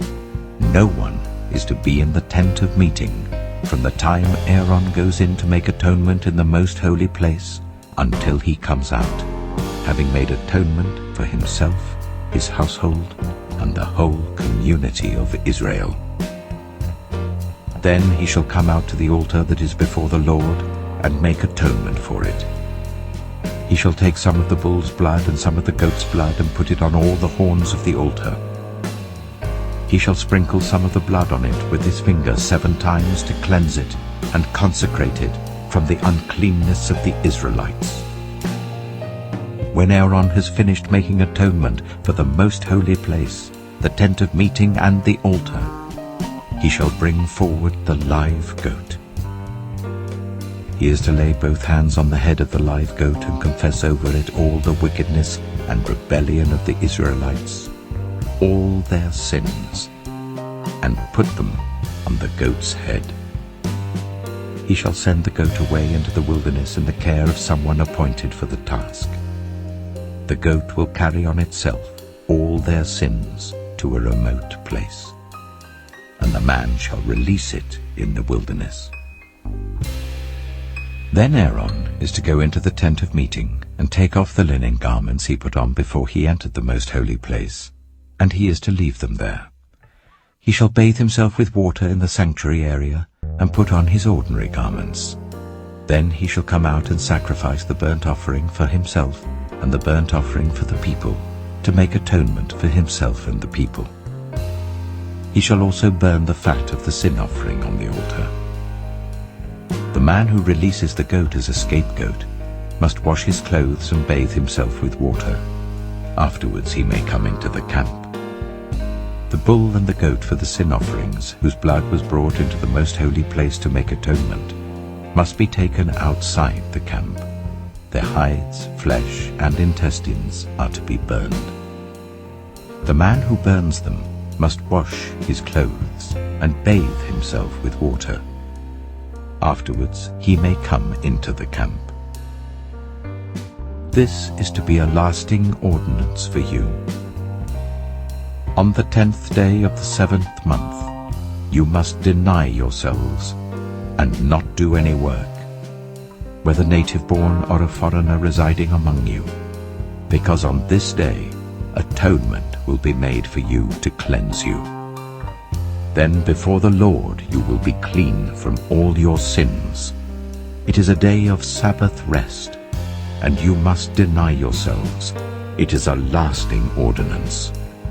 The priest who is anointed and ordained to succeed his father as high priest is to make atonement. He is to put on the sacred linen garments and make atonement for the most holy place, for the tent of meeting and the altar, and for the priests and all the members of the community. This is to be a lasting ordinance for you. Atonement is to be made once a year for all the sins of the Israelites. And it was done as the Lord commanded Moses. Leviticus chapter 17. The Lord said to Moses, "Speak to Aaron and his sons, and to all the Israelites, and say to them, This is what the Lord has commanded. Any Israelite who sacrifices an ox, a lamb, or a goat in the camp or outside it, instead of bringing it to the entrance to the tent of meeting to present it as an offering to the Lord in front of the tabernacle of the Lord, that person shall be considered guilty of bloodshed. They have shed blood and must be cut off from their people. This is so that the Israelites will bring to the Lord the sacrifices they are now making in the open fields. They must bring them to the priest, that is, to the Lord, at the entrance to the tent of meeting, and sacrifice them as fellowship offerings. The priest is to splash the blood against the altar of the Lord at the entrance to the tent of meeting, and burn the fat as an aroma pleasing to the Lord. They must no longer offer any of their sacrifices to the goat idols to whom they prostitute themselves. This is to be a lasting ordinance for them and for the generations to come. Say to them, Any Israelite or any foreigner residing among them who offers a burnt offering or sacrifice and does not bring it to the entrance to the tent of meeting to sacrifice it to the Lord must be cut off from the people of Israel. I will set my face against any Israelite or any foreigner residing among them who eats blood, and I will cut them off from the people. For the life of a creature is in the blood, and I have given it to you to make atonement for yourselves on the altar. It is the blood that makes atonement for one's life. Therefore I say to the Israelites, none of you may eat blood, nor may any foreigner residing among you eat blood. Any Israelite or any foreigner residing among you who hunts any animal or bird that may be eaten must drain out the blood and cover it with earth, because the life of every creature is its blood. That is why I have said to the Israelites, you must not eat the blood of any creature, because the life of every creature is its blood. Anyone who eats it must be cut off. Anyone, whether native-born or foreigner, who eats anything found dead or torn by wild animals, must wash their clothes and bathe with water, and they will be ceremonially unclean till evening. Then they will be clean. But if they do not wash their clothes and bathe themselves, they will be held responsible. Leviticus chapter 18. The Lord said to Moses, Speak to the Israelites, and say to them, I am the Lord your God. You must not do as they do in Egypt, where you used to live, and you must not do as they do in the land of Canaan, where I am bringing you. Do not follow their practices. You must obey my laws, and be careful to follow my decrees. I am the Lord your God. Keep my decrees and laws, for the person who obeys them will live by them. I am the Lord. No one is to approach any close relative to have sexual relations. I am the Lord. Do not dishonor your father by having sexual relations with your mother. She is your mother. Do not have relations with her. Do not have sexual relations with your father's wife. That would dishonor your father. Do not have sexual relations with your sister. either your father's daughter or your mother's daughter, whether she was born in the same home or elsewhere. Do not have sexual relations with your son's daughter or your daughter's daughter. That would dishonor you. Do not have sexual relations with the daughter of your father's wife born to your father. She is your sister. Do not have sexual relations with your father's sister. She is your father's close relative. Do not have sexual relations with your mother's sister, because she is your mother's close relative. Do not dishonor your father's brother by approaching his wife to have sexual relations. She is your aunt. Do not have sexual relations with your daughter-in-law. She is your son's wife. Do not have relations with her. Do not have sexual relations with your brother's wife. That would dishonor your brother. Do not have sexual relations with both the woman and her daughter. Do not have sexual relations with either her son's daughter or her daughter's daughter. They are her close relatives. That is wickedness. Do not take your wife's sister as a rival wife and have sexual relations with her while your wife is living. Do not approach a woman to have sexual relations during the uncleanness of her monthly period. Do not have sexual relations with your neighbor's wife and defile yourself with her. Do not give any of your children to be sacrificed to Moloch, for you must not profane the name of your God. I am the Lord. Do not have sexual relations with a man as one does with a woman. That is detestable. Do not have sexual relations with an animal and defile yourself with it. A woman must not present herself to an animal to have sexual relations with it. That is a perversion. Do not defile yourselves in any of these ways, because this is how the nations that I am going to drive out before you became defiled. Even the land was defiled, so I punished it for its sin, and the land vomited out its inhabitants. But you must keep my decrees and my laws. The native-born and the foreigners residing among you must not do any of these detestable things. For all these were done by the people who lived in the land before you, and the land became defiled. And if you defile the land, it will vomit you out as it vomited out the nations that were before you.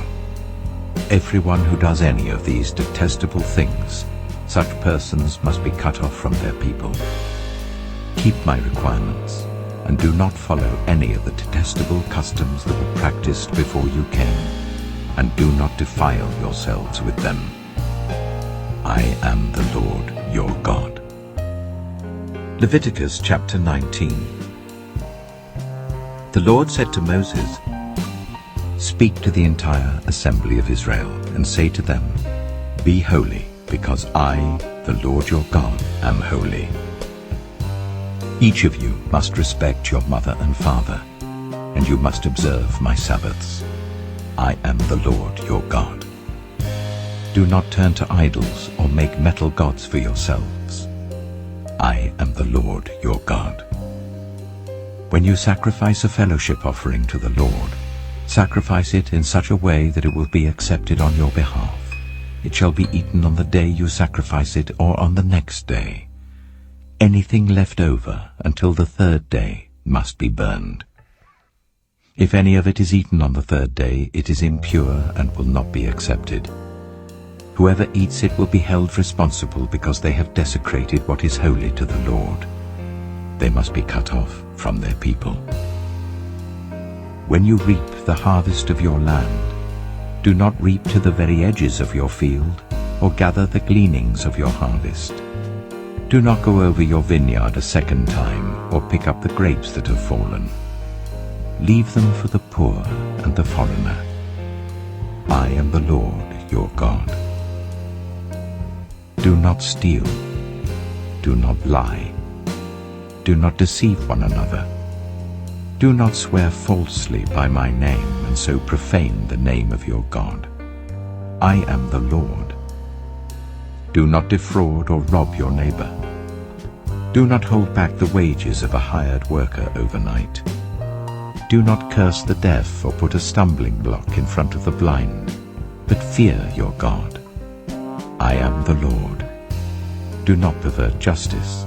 Do not show partiality to the poor or favoritism to the great, but judge your neighbor fairly. Do not go about spreading slander among your people. Do not do anything that endangers your neighbor's life. I am the Lord. Do not hate a fellow Israelite in your heart. Rebuke your neighbor frankly, so that you will not share in their guilt. Do not seek revenge or bear a grudge against anyone among your people, but love your neighbor as yourself. I am the Lord. Keep my decrees. Do not mate different kinds of animals. Do not plant your field with two kinds of seed. Do not wear clothing woven of two kinds of material. If a man sleeps with a female slave who is promised to another man, but who has not been ransomed or given her freedom, there must be due punishment. Yet they are not to be put to death because she had not been freed. The man, however, must bring a ram to the entrance to the tent of meeting for a guilt offering to the Lord. With the ram of the guilt offering, the priest is to make atonement for him before the Lord for the sin he has committed, and his sin will be forgiven. When you enter the land and plant any kind of fruit tree, regard its fruit as forbidden. For 3 years you are to consider it forbidden. It must not be eaten. In the 4th year, all its fruit will be holy, an offering of praise to the Lord. But in the 5th year, you may eat its fruit. In this way your harvest will be increased. I am the Lord your God. Do not eat any meat with the blood still in it. Do not practice divination or seek omens. Do not cut the hair at the sides of your head or clip off the edges of your beard. Do not cut your bodies for the dead or put tattoo marks on yourselves. I am the Lord. Do not degrade your daughter by making her a prostitute, or the land will turn to prostitution and be filled with wickedness. Observe my Sabbaths and have reverence for my sanctuary. I am the Lord. Do not turn to mediums or seek out spiritists, for you will be defiled by them. I am the Lord your God. Stand up in the presence of the aged. Show respect for the elderly and revere your God. I am the Lord. When a foreigner resides among you in your land, do not ill-treat them. The foreigner residing among you must be treated as your native-born. Love them as yourself, for you were foreigners in Egypt. I am the Lord your God. Do not use dishonest standards when measuring length, weight, or quantity.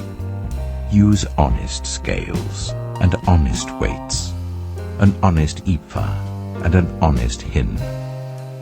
I am the Lord your God who brought you out of Egypt.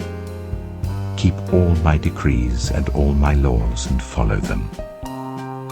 I am the Lord. Leviticus chapter 20. The Lord said to Moses, "Say to the Israelites, any Israelite or any foreigner residing in Israel who sacrifices any of his children to Molech is to be put to death. The members of the community are to stone him. I myself will set my face against him and will cut him off from his people, for by sacrificing his children to Molech, he has defiled my sanctuary and profaned my holy name. If the members of the community close their eyes when that man sacrifices one of his children to Molech, and if they fail to put him to death, I myself will set my face against him and his family, and will cut them off from their people, together with all who follow him in prostituting themselves to Molech. I will set my face against anyone who turns to mediums and spiritists to prostitute themselves by following them, and I will cut them off from their people. Consecrate yourselves and be holy, because I am the Lord your God. Keep my decrees and follow them, I am the Lord who makes you holy. Anyone who curses their father or mother is to be put to death. Because they have cursed their father or mother, their blood will be on their own head. If a man commits adultery with another man's wife, with the wife of his neighbor, both the adulterer and the adulteress are to be put to death. If a man has sexual relations with his father's wife, he has dishonored his father. Both the man and the woman are to be put to death. Their blood will be on their own heads. If a man has sexual relations with his daughter-in-law, both of them are to be put to death. What they have done is a perversion. Their blood will be on their own heads. If a man has sexual relations with a man, as one does with a woman, both of them have done what is detestable. They are to be put to death. Their blood will be on their own heads. If a man marries both a woman and her mother, it is wicked. Both he and they must be burned in the fire, so that no wickedness will be among you. If a man has sexual relations with an animal, he is to be put to death, and you must kill the animal. If a woman approaches an animal to have sexual relations with it, kill both the woman and the animal. They are to be put to death. Their blood will be on their own heads. If a man marries his sister, the daughter of either his father or his mother, and they have sexual relations, it is a disgrace. They are to be publicly removed from their people. He has dishonored his sister and will be held responsible. If a man has sexual relations with a woman during her monthly period, he has exposed the source of her flow, and she has also uncovered it. Both of them are to be cut off from their people. Do not have sexual relations with the sister of either your mother or your father, for that would dishonor a close relative. Both of you will be held responsible. If a man has sexual relations with his aunt, he has dishonored his uncle.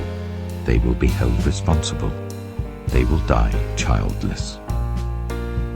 If a man marries his brother's wife, it is an act of impurity. He has dishonored his brother. They will be childless.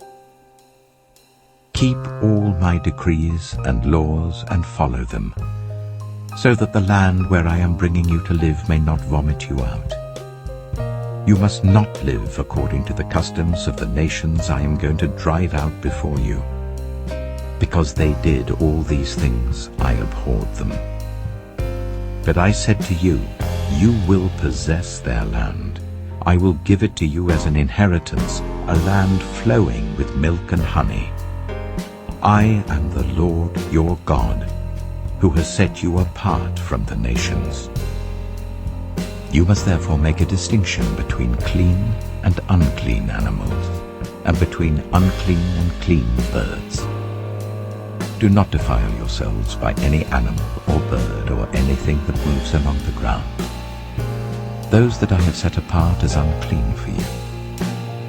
You are to be holy to me, because I, the Lord, am holy, and I have set you apart from the nations to be my own. A man or woman who is a medium or spiritist among you must be put to death. You are to stone them. Their blood will be on their own heads. Leviticus chapter 21. The Lord said to Moses, "Speak to the priests, the sons of Aaron, and say to them, a priest must not make himself ceremonially unclean for any of his people who die, except for a close relative, such as his mother or father, his son or daughter, his brother, or an unmarried sister who is dependent on him since she has no husband. For her he may make himself unclean. He must not make himself unclean for people related to him by marriage, and so defile himself. Priests must not shave their heads, or shave off the edges of their beards, or cut their bodies.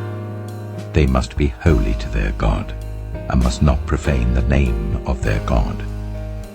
Because they present the food offerings to the Lord, the food of their God, they are to be holy.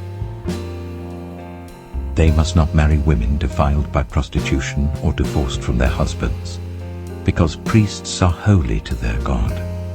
Regard them as holy, because they offer up the food of your God. Consider them holy, because I, the Lord, am holy. I who make you holy. If a priest's daughter defiles herself by becoming a prostitute, she disgraces her father. She must be burned in the fire. The high priest, the one among his brothers who has had the anointing oil poured on his head, and who has been ordained to wear the priestly garments, must not let his hair become unkempt or tear his clothes. He must not enter a place where there is a dead body. He must not make himself unclean even for his father or mother, nor leave the sanctuary of his God or desecrate it, because he has been dedicated by the anointing oil of his God. I am the Lord. The woman he marries must be a virgin. He must not marry a widow, a divorced woman, or a woman defiled by prostitution, but only a virgin from his own people, so that he will not defile his offspring among his people. I am the Lord who makes him holy. The Lord said to Moses, "Say to Aaron, for the generations to come, none of your descendants who has a defect may come near to offer the food of his God. No man who has any defect may come near. No man who is blind or lame, disfigured or deformed. No man with a crippled foot or hand, or who is a hunchback or a dwarf, or who has any eye defect, or who has festering or running sores or damaged testicles.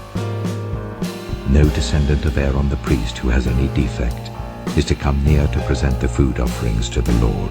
He has a defect. He must not come near to offer the food of his God.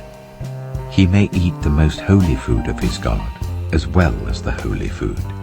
Yet because of his defect, he must not go near the curtain or approach the altar, and so desecrate my sanctuary. I am the Lord who makes them holy." So Moses told this to Aaron and his sons and to all the Israelites. Leviticus chapter 22. The Lord said to Moses, "Tell Aaron and his sons to treat with respect the sacred offerings the Israelites consecrate to me, so that they will not profane my holy name. I am the Lord. Say to them, for the generations to come, if any of your descendants is ceremonially unclean and yet comes near the sacred offerings that the Israelites consecrate to the Lord, that person must be cut off from my presence. I am the Lord. If a descendant of Aaron has a defiling skin disease or a bodily discharge, he may not eat the sacred offerings until he is cleansed. He will also be unclean if he touches something defiled by a corpse, or by anyone who has an emission of semen, or if he touches any crawling thing that makes him unclean, or any person who makes him unclean, whatever the uncleanness may be. The one who touches any such thing will be unclean till evening. He must not eat any of the sacred offerings unless he has bathed himself with water. When the sun goes down, he will be clean, and after that he may eat the sacred offerings, for they are his food. He must not eat anything found dead or torn by wild animals, and so become unclean through it. I am the Lord. The priests are to perform my service in such a way that they do not become guilty and die for treating it with contempt. I am the Lord who makes them holy. No one outside a priest's family may eat the sacred offering, nor may the guest of a priest or his hired worker eat it. But if a priest buys a slave with money, or if slaves are born in his household, they may eat his food. If a priest's daughter marries anyone other than a priest, she may not eat any of the sacred contributions. But if a priest's daughter becomes a widow or is divorced, yet has no children, and she returns to live in her father's household as in her youth, she may eat her father's food. No unauthorized person, however, may eat it. Anyone who eats a sacred offering by mistake must make restitution to the priest for the offering and add 1/5 of the value to it. The priests must not desecrate the sacred offerings the Israelites present to the Lord by allowing them to eat the sacred offerings and so bring upon them guilt requiring payment. I am the Lord who makes them holy. The Lord said to Moses, "Speak to Aaron and his sons and to all the Israelites and say to them, if any of you, whether an Israelite or a foreigner residing in Israel, presents a gift for a burnt offering to the Lord, either to fulfill a vow or as a free will offering, you must present a male without defect from the cattle, sheep, or goats, in order that it may be accepted on your behalf. Do not bring anything with a defect, because it will not be accepted on your behalf. When anyone brings from the herd or flock a fellowship offering to the Lord to fulfill a special vow or as a free will offering, it must be without defect or blemish to be acceptable.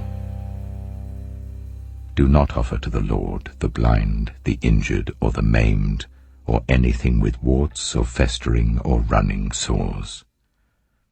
Do not place any of these on the altar as a food offering presented to the Lord. You may, however, present as a free will offering an ox or a sheep that is deformed or stunted, but it will not be accepted in fulfillment of a vow. You must not offer to the Lord an animal whose testicles are bruised, crushed, torn, or cut. You must not do this in your own land, and you must not accept such animals from the hand of a foreigner and offer them as the food of your God. They will not be accepted on your behalf, because they are deformed and have defects. The Lord said to Moses, when a calf, a lamb, or a goat is born, it is to remain with its mother for 7 days. From the 8th day on, it will be acceptable as a food offering presented to the Lord. Do not slaughter a cow or a sheep and its young on the same day. When you sacrifice a thank offering to the Lord, sacrifice it in such a way that it will be accepted on your behalf. It must be eaten that same day. Leave none of it till morning. I am the Lord. Keep my commands and follow them. I am the Lord. Do not profane my holy name, for I must be acknowledged as holy by the Israelites. I am the Lord who made you holy, and who brought you out of Egypt to be your God. I am the Lord. Leviticus chapter 23. The Lord said to Moses, "Speak to the Israelites and say to them, these are my appointed festivals, the appointed festivals of the Lord, which you are to proclaim as sacred assemblies. There are 6 days when you may work, but the 7th day is a day of Sabbath rest, a day of sacred assembly. You are not to do any work. Wherever you live, it is a Sabbath to the Lord. These are the Lord's appointed festivals, the sacred assemblies you are to proclaim at their appointed times. The Lord's Passover begins at twilight on the 14th day of the first month. On the 15th day of that month, the Lord's festival of unleavened bread begins. For 7 days you must eat bread made without yeast. On the first day hold a sacred assembly, and do not do any of your ordinary work. For 7 days present a food offering to the Lord, and on the 7th day hold a sacred assembly, and do not do any of your ordinary work. The Lord said to Moses, "Speak to the Israelites and say to them, when you enter the land I am going to give you and you reap its harvest, bring to the priest a sheaf of the first grain you harvest. He is to wave the sheaf before the Lord, so it will be accepted on your behalf. The priest is to wave it on the day after the Sabbath. On the day you wave the sheaf, you must sacrifice as a burnt offering to the Lord a lamb a year old without defect, together with its grain offering of 1/5 of an ephah of the finest flour mixed with olive oil. A food offering presented to the Lord, a pleasing aroma, and its drink offering of 1/4 hin of wine. You must not eat any bread, or roasted or new grain, until the very day you bring this offering to your God. This is to be a lasting ordinance for the generations to come, wherever you live. From the day after the Sabbath, the day you brought the sheaf of the wave offering, count 7 full weeks. Count 50 days up to the day after the 7th Sabbath, and then present an offering of new grain to the Lord. From wherever you live, bring 2 loaves made of 1/5 of an ephah of the finest flour, baked with yeast, as a wave offering of first fruits to the Lord. Present with this bread 7 male lambs, each a year old and without defect, 1 young bull and 2 rams. They will be a burnt offering to the Lord, together with their grain offerings and drink offerings, a food offering, an aroma pleasing to the Lord. Then sacrifice 1 male goat for a sin offering and 2 lambs, each a year old, for a fellowship offering. The priest is to wave the 2 lambs before the Lord as a wave offering, together with the bread of the first fruits. They are a sacred offering to the Lord for the priest. On that same day, you are to proclaim a sacred assembly and not do any ordinary work. This is to be a lasting ordinance for the generations to come, wherever you live. When you reap the harvest of your land, do not reap to the very edges of your field, or gather the gleanings of your harvest. Leave them for the poor and for the foreigner residing among you. I am the Lord your God. The Lord said to Moses, "Say to the Israelites, on the first day of the 7th month, you are to have a day of Sabbath rest, a sacred assembly commemorated with trumpet blasts. Do not do any of your ordinary work, but present a food offering to the Lord."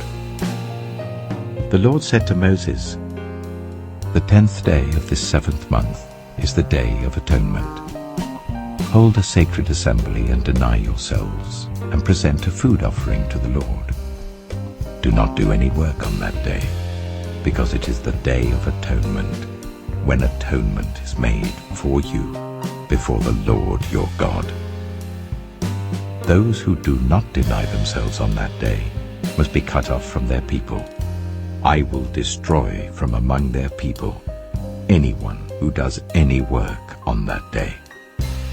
You shall do no work at all. This is to be a lasting ordinance for the generations to come wherever you live. It is a day of Sabbath rest for you, and you must deny yourselves. From the evening of the 9th day of the month until the following evening, you are to observe your Sabbath." The Lord said to Moses, "Say to the Israelites, on the 15th day of the 7th month, the Lord's festival of tabernacles begins, and it lasts for 7 days. The first day is a sacred assembly. Do not do any of your ordinary work. For 7 days present food offerings to the Lord, and on the 8th day hold a sacred assembly and present a food offering to the Lord. It is the closing special assembly. Do not do any of your ordinary work." These are the Lord's appointed festivals, which you are to proclaim as sacred assemblies for bringing food offerings to the Lord, the burnt offerings and grain offerings, sacrifices and drink offerings required for each day. These offerings are in addition to those for the Lord's Sabbaths, and in addition to your gifts, and whatever you have vowed, and all the free will offerings you give to the Lord. So, beginning with the 15th day of the 7th month, after you have gathered the crops of the land, celebrate the festival to the Lord for 7 days. The first day is a day of Sabbath rest, and the 8th day also is a day of Sabbath rest. On the first day you are to take branches from luxuriant trees, from palms, willows, and other leafy trees, and rejoice before the Lord your God for 7 days. Celebrate this as a festival to the Lord for 7 days each year. This is to be a lasting ordinance for the generations to come. Celebrate it in the 7th month. Live in temporary shelters for 7 days. All native-born Israelites are to live in such shelters, so that your descendants will know that I made the Israelites live in temporary shelters when I brought them out of Egypt. I am the Lord your God. So Moses announced to the Israelites the appointed festivals of the Lord. Leviticus chapter 24. The Lord said to Moses, "Command the Israelites to bring you clear oil of pressed olives for the light, so that the lamps may be kept burning continually. Outside the curtain that shields the ark of the covenant law in the tent of meeting, Aaron is to tend the lamps before the Lord from evening till morning continually. This is to be a lasting ordinance for the generations to come. The lamps on the pure gold lampstand before the Lord must be tended continually. Take the finest flour and bake 12 loaves of bread using 1/5 of an ephah for each loaf. Arrange them in 2 piles, 6 in each pile, on the table of pure gold before the Lord. By each pile put some pure incense as a memorial portion, to represent the bread and to be a food offering presented to the Lord. This bread is to be set out before the Lord regularly, Sabbath after Sabbath, on behalf of the Israelites, as a lasting covenant. It belongs to Aaron and his sons, who are to eat it in the sanctuary area, because it is a most holy part of their perpetual share of the food offerings presented to the Lord." Now the son of an Israelite mother and an Egyptian father went out among the Israelites, and a fight broke out in the camp between him and an Israelite. The son of the Israelite woman used the name blasphemously with a curse, so they brought him to Moses. His mother's name was Shelomith, the daughter of Dibri the Danite. They put him in custody until the will of the Lord should be made clear to them. Then the Lord said to Moses, "Take the blasphemer outside the camp. All those who heard him are to lay their hands on his head, and the entire assembly is to stone him. Say to the Israelites, anyone who curses their God will be held responsible. Anyone who uses the name of the Lord blasphemously is to be put to death. The entire assembly must stone them, whether foreigner or native born. When they use the name blasphemously, they are to be put to death. Anyone who takes the life of a human being is to be put to death. Anyone who takes the life of someone's animal must make restitution, life for life. Anyone who injures their neighbor is to be injured in the same manner, fracture for fracture, eye for eye, tooth for tooth. The one who has inflicted the injury must suffer the same injury. Whoever kills an animal must make restitution, but whoever kills a human being is to be put to death.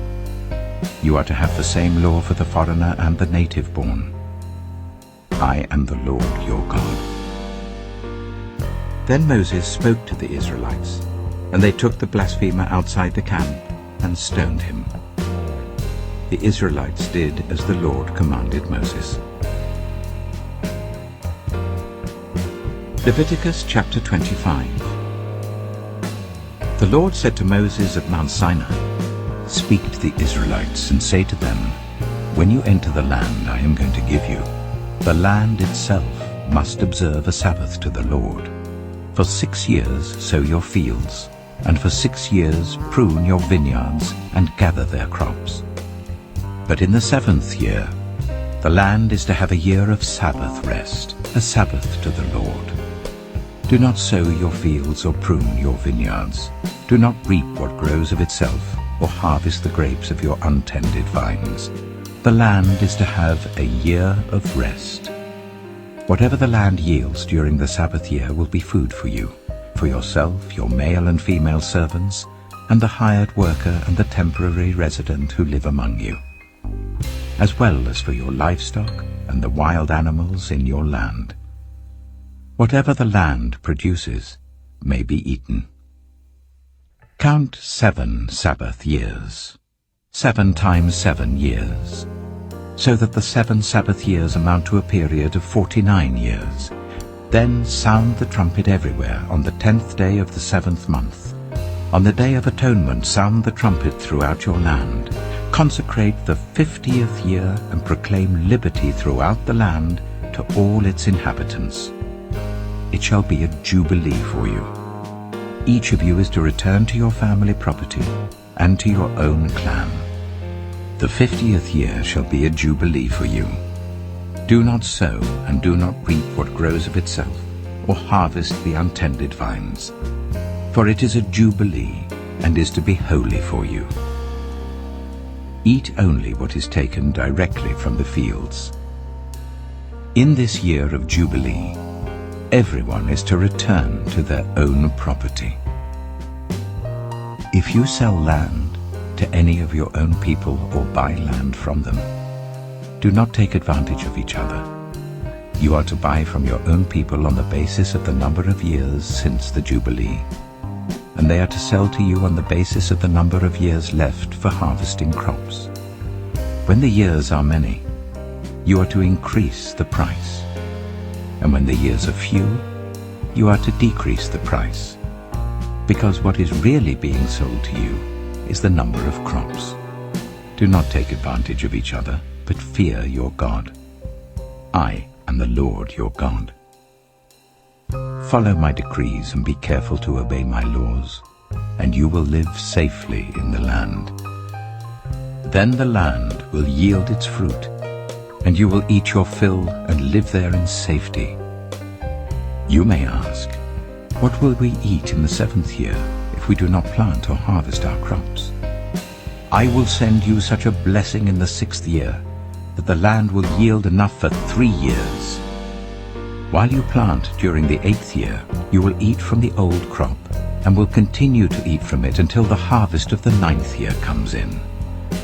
The land must not be sold permanently, because the land is mine, and you reside in my land as foreigners and strangers. Throughout the land that you hold as a possession, you must provide for the redemption of the land. If one of your fellow Israelites becomes poor and sells some of their property, their nearest relative is to come and redeem what they have sold. If, however, there is no one to redeem it for them, but later on they prosper and acquire sufficient means to redeem it themselves, they are to determine the value for the years since they sold it and refund the balance to the one to whom they sold it. They can then go back to their own property. But if they do not acquire the means to repay, what was sold will remain in the possession of the buyer until the year of Jubilee. It will be returned in the Jubilee, and they can go back to their property.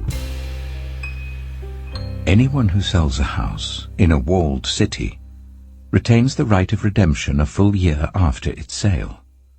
During that time, the seller may redeem it.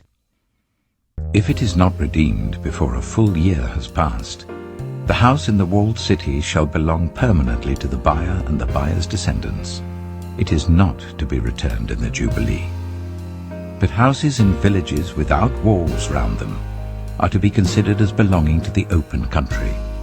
They can be redeemed, and they are to be returned in the Jubilee. The Levites always have the right to redeem their houses in the Levitical towns which they possess. So the property of the Levites is redeemable, that is, a house sold in any town they hold, and is to be returned in the Jubilee, because the houses in the towns of the Levites are their property among the Israelites. But the pasture land belonging to their towns must not be sold. It is their permanent possession. If any of your fellow Israelites become poor and are unable to support themselves among you, help them as you would a foreigner and stranger, so that they can continue to live among you.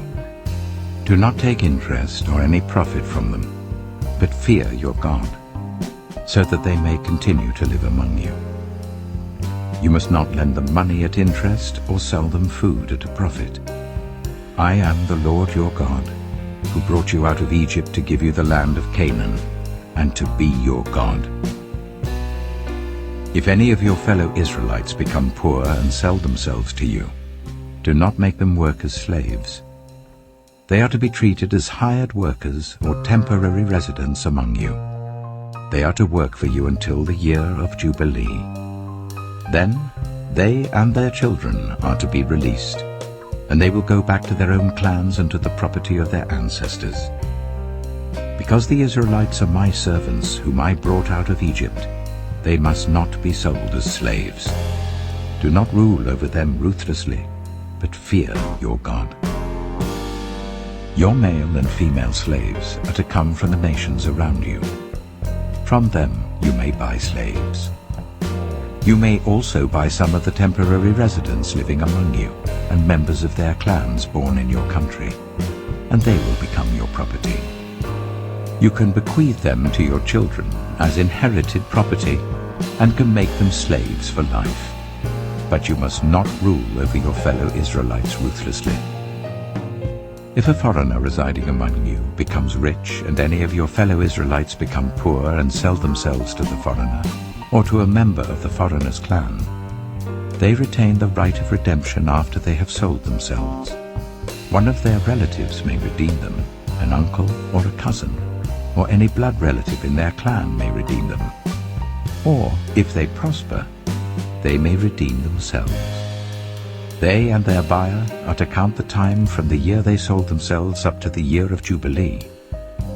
The price for their release is to be based on the rate paid to a hired worker for that number of years. If many years remain, they must pay for their redemption a larger share of the price paid for them.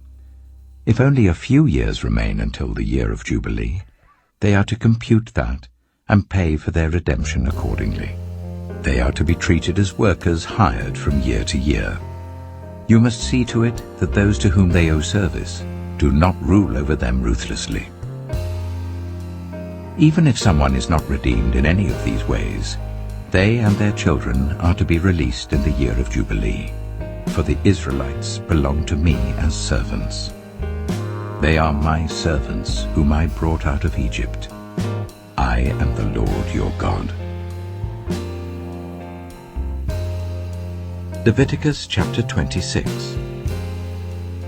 Do not make idols, or set up an image, or a sacred stone for yourselves. And do not place a carved stone in your land to bow down before it. I am the Lord your God.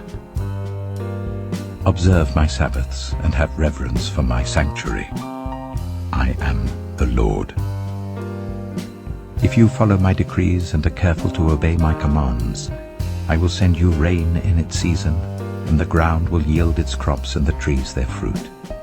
Your threshing will continue until grape harvest, and the grape harvest will continue until planting, and you will eat all the food you want and live in safety in your land. I will grant peace in the land, and you will lie down, and no one will make you afraid. I will remove wild beasts from the land, and the sword will not pass through your country. You will pursue your enemies, and they will fall by the sword before you. 5 of you will chase 100, and 100 of you will chase 10,000, and your enemies will fall by the sword before you. I will look on you with favor and make you fruitful and increase your numbers, and I will keep my covenant with you. You will still be eating last year's harvest when you will have to move it out to make room for the new. I will put my dwelling place among you, and I will not abhor you. I will walk among you and be your God, and you will be my people. I am the Lord your God, who brought you out of Egypt, so that you would no longer be slaves to the Egyptians. I broke the bars of your yoke, and enabled you to walk with heads held high. But if you will not listen to me, and carry out all these commands, And if you reject my decrees and abhor my laws and fail to carry out all my commands and so violate my covenant, then I will do this to you. I will bring on you sudden terror, wasting diseases, and fever that will destroy your sight and sap your strength. You will plant seed in vain, because your enemies will eat it. I will set my face against you, so that you will be defeated by your enemies. Those who hate you will rule over you, and you will flee even when no one is pursuing you. If after all this you will not listen to me, I will punish you for your sins 7 times over. I will break down your stubborn pride and make the sky above you like iron and the ground beneath you like bronze. Your strength will be spent in vain, because your soil will not yield its crops, nor will the trees of your land yield their fruit. If you remain hostile towards me and refuse to listen to me, I will multiply your afflictions 7 times over as your sins deserve. I will send wild animals against you, and they will rob you of your children, destroy your cattle, and make you so few in number that your roads will be deserted. If, in spite of these things, you do not accept my correction but continue to be hostile towards me, I myself will be hostile towards you, and will afflict you for your sins 7 times over. And I will bring the sword on you to avenge the breaking of the covenant. When you withdraw into your cities, I will send a plague among you, and you will be given into enemy hands. When I cut off your supply of bread, 10 women will be able to bake your bread in one oven, and they will dole out the bread by weight. You will eat, but you will not be satisfied. If, in spite of this, you still do not listen to me but continue to be hostile towards me, then in my anger I will be hostile towards you, and I myself will punish you for your sins 7 times over. You will eat the flesh of your sons and the flesh of your daughters. I will destroy your high places, cut down your incense altars, and pile your dead bodies on the lifeless forms of your idols. And I will abhor you. I will turn your cities into ruins and lay waste your sanctuaries, and I will take no delight in the pleasing aroma of your offerings. I myself will lay waste the land, so that your enemies who live there will be appalled. I will scatter you among the nations and will draw out my sword and pursue you. Your land will be laid waste and your cities will lie in ruins. Then the land will enjoy its Sabbath years all the time that it lies desolate, and you are in the country of your enemies. Then the land will rest and enjoy its Sabbaths. All the time that it lies desolate, the land will have the rest it did not have during the Sabbaths you lived in it. As for those of you who are left, I will make their hearts so fearful in the lands of their enemies that the sound of a wind-blown leaf will put them to flight. They will run as though fleeing from the sword, and they will fall, even though no one is pursuing them. They will stumble over one another as though fleeing from the sword, even though no one is pursuing them. So you will not be able to stand before your enemies. You will perish among the nations. The land of your enemies will devour you. Those of you who are left will waste away in the lands of their enemies because of their sins. Also because of their ancestors' sins, they will waste away.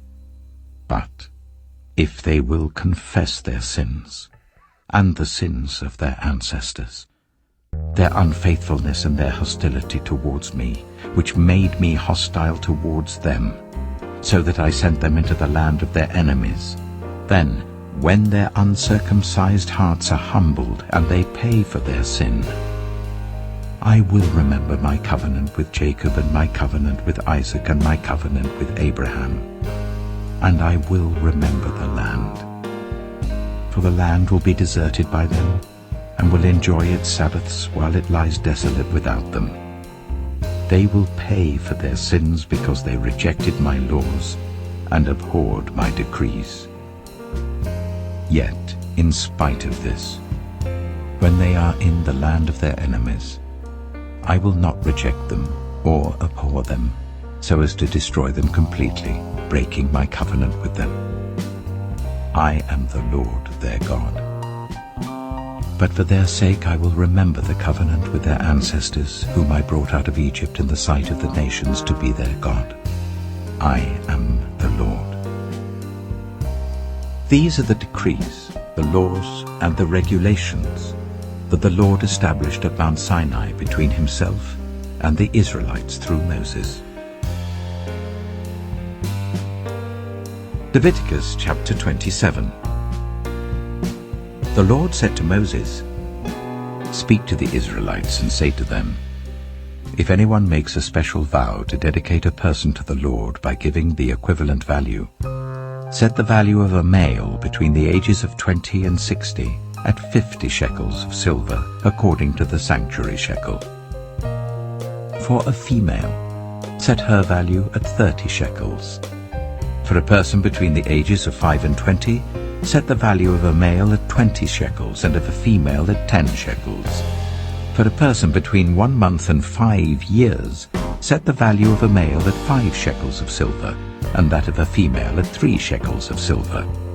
For a person 60 years old or more, set the value of a male at 15 shekels, and of a female at 10 shekels. If anyone making the vow is too poor to pay the specified amount, the person being dedicated is to be presented to the priest, who will set the value according to what the one making the vow can afford. If what they vowed is an animal that is acceptable as an offering to the Lord, such an animal given to the Lord becomes holy. They must not exchange it or substitute a good one for a bad one, or a bad one for a good one. If they should substitute one animal for another, both it and the substitute become holy. If what they vowed is a ceremonially unclean animal, one that is not acceptable as an offering to the Lord, the animal must be presented to the priest, who will judge its quality as good or bad. Whatever value the priest then sets, that is what it will be. If the owner wishes to redeem the animal, a fifth must be added to its value. If anyone dedicates their house as something holy to the Lord, the priest will judge its quality as good or bad. Whatever value the priest then sets, so it will remain. If the one who dedicates their house wishes to redeem it, they must add a fifth to its value, and the house will again become theirs. If anyone dedicates to the Lord part of their family land, its value is to be set according to the amount of seed required for it, 50 shekels of silver to a homer of barley seed. If they dedicate a field during the year of Jubilee, the value that has been set remains. But if they dedicate a field after the Jubilee, the priest will determine the value according to the number of years that remain until the next year of Jubilee, and its set value will be reduced. If the one who dedicates the field wishes to redeem it, they must add a fifth to its value, and the field will again become theirs. If, however, they do not redeem the field, or if they have sold it to someone else, it can never be redeemed. When the field is released in the Jubilee, it will become holy, like a field devoted to the Lord. It will become priestly property. If anyone dedicates to the Lord a field they have bought, which is not part of their family land, the priest will determine its value up to the year of Jubilee, and the owner must pay its value on that day as something holy to the Lord. In the year of Jubilee, the field will revert to the person from whom it was bought, the one whose land it was. Every value is to be set according to the sanctuary shekel, 20 gerahs to the shekel. No one, however, may dedicate the firstborn of an animal, since the firstborn already belongs to the Lord. Whether an ox or a sheep, it is the Lord's. If it is one of the unclean animals, it may be bought back at its set value, adding a fifth of the value to it.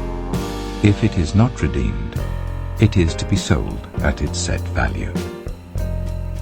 But nothing that a person owns and devotes to the Lord whether a human being or an animal or family land may be sold or redeemed. Everything so devoted is most holy to the Lord. No one devoted to destruction may be ransomed. They are to be put to death. A tithe of everything from the land, whether grain from the soil or fruit from the trees, belongs to the Lord. It is holy to the Lord. Whoever would redeem any of their tithe must add a fifth of the value to it. Every tithe of the herd and flock, every 10th animal that passes under the shepherd's rod, will be holy to the Lord. No one may pick out the good from the bad, or make any substitution. If anyone does make a substitution, both the animal and its substitute become holy and cannot be redeemed. These are the commands the Lord gave Moses at Mount Sinai for the Israelites.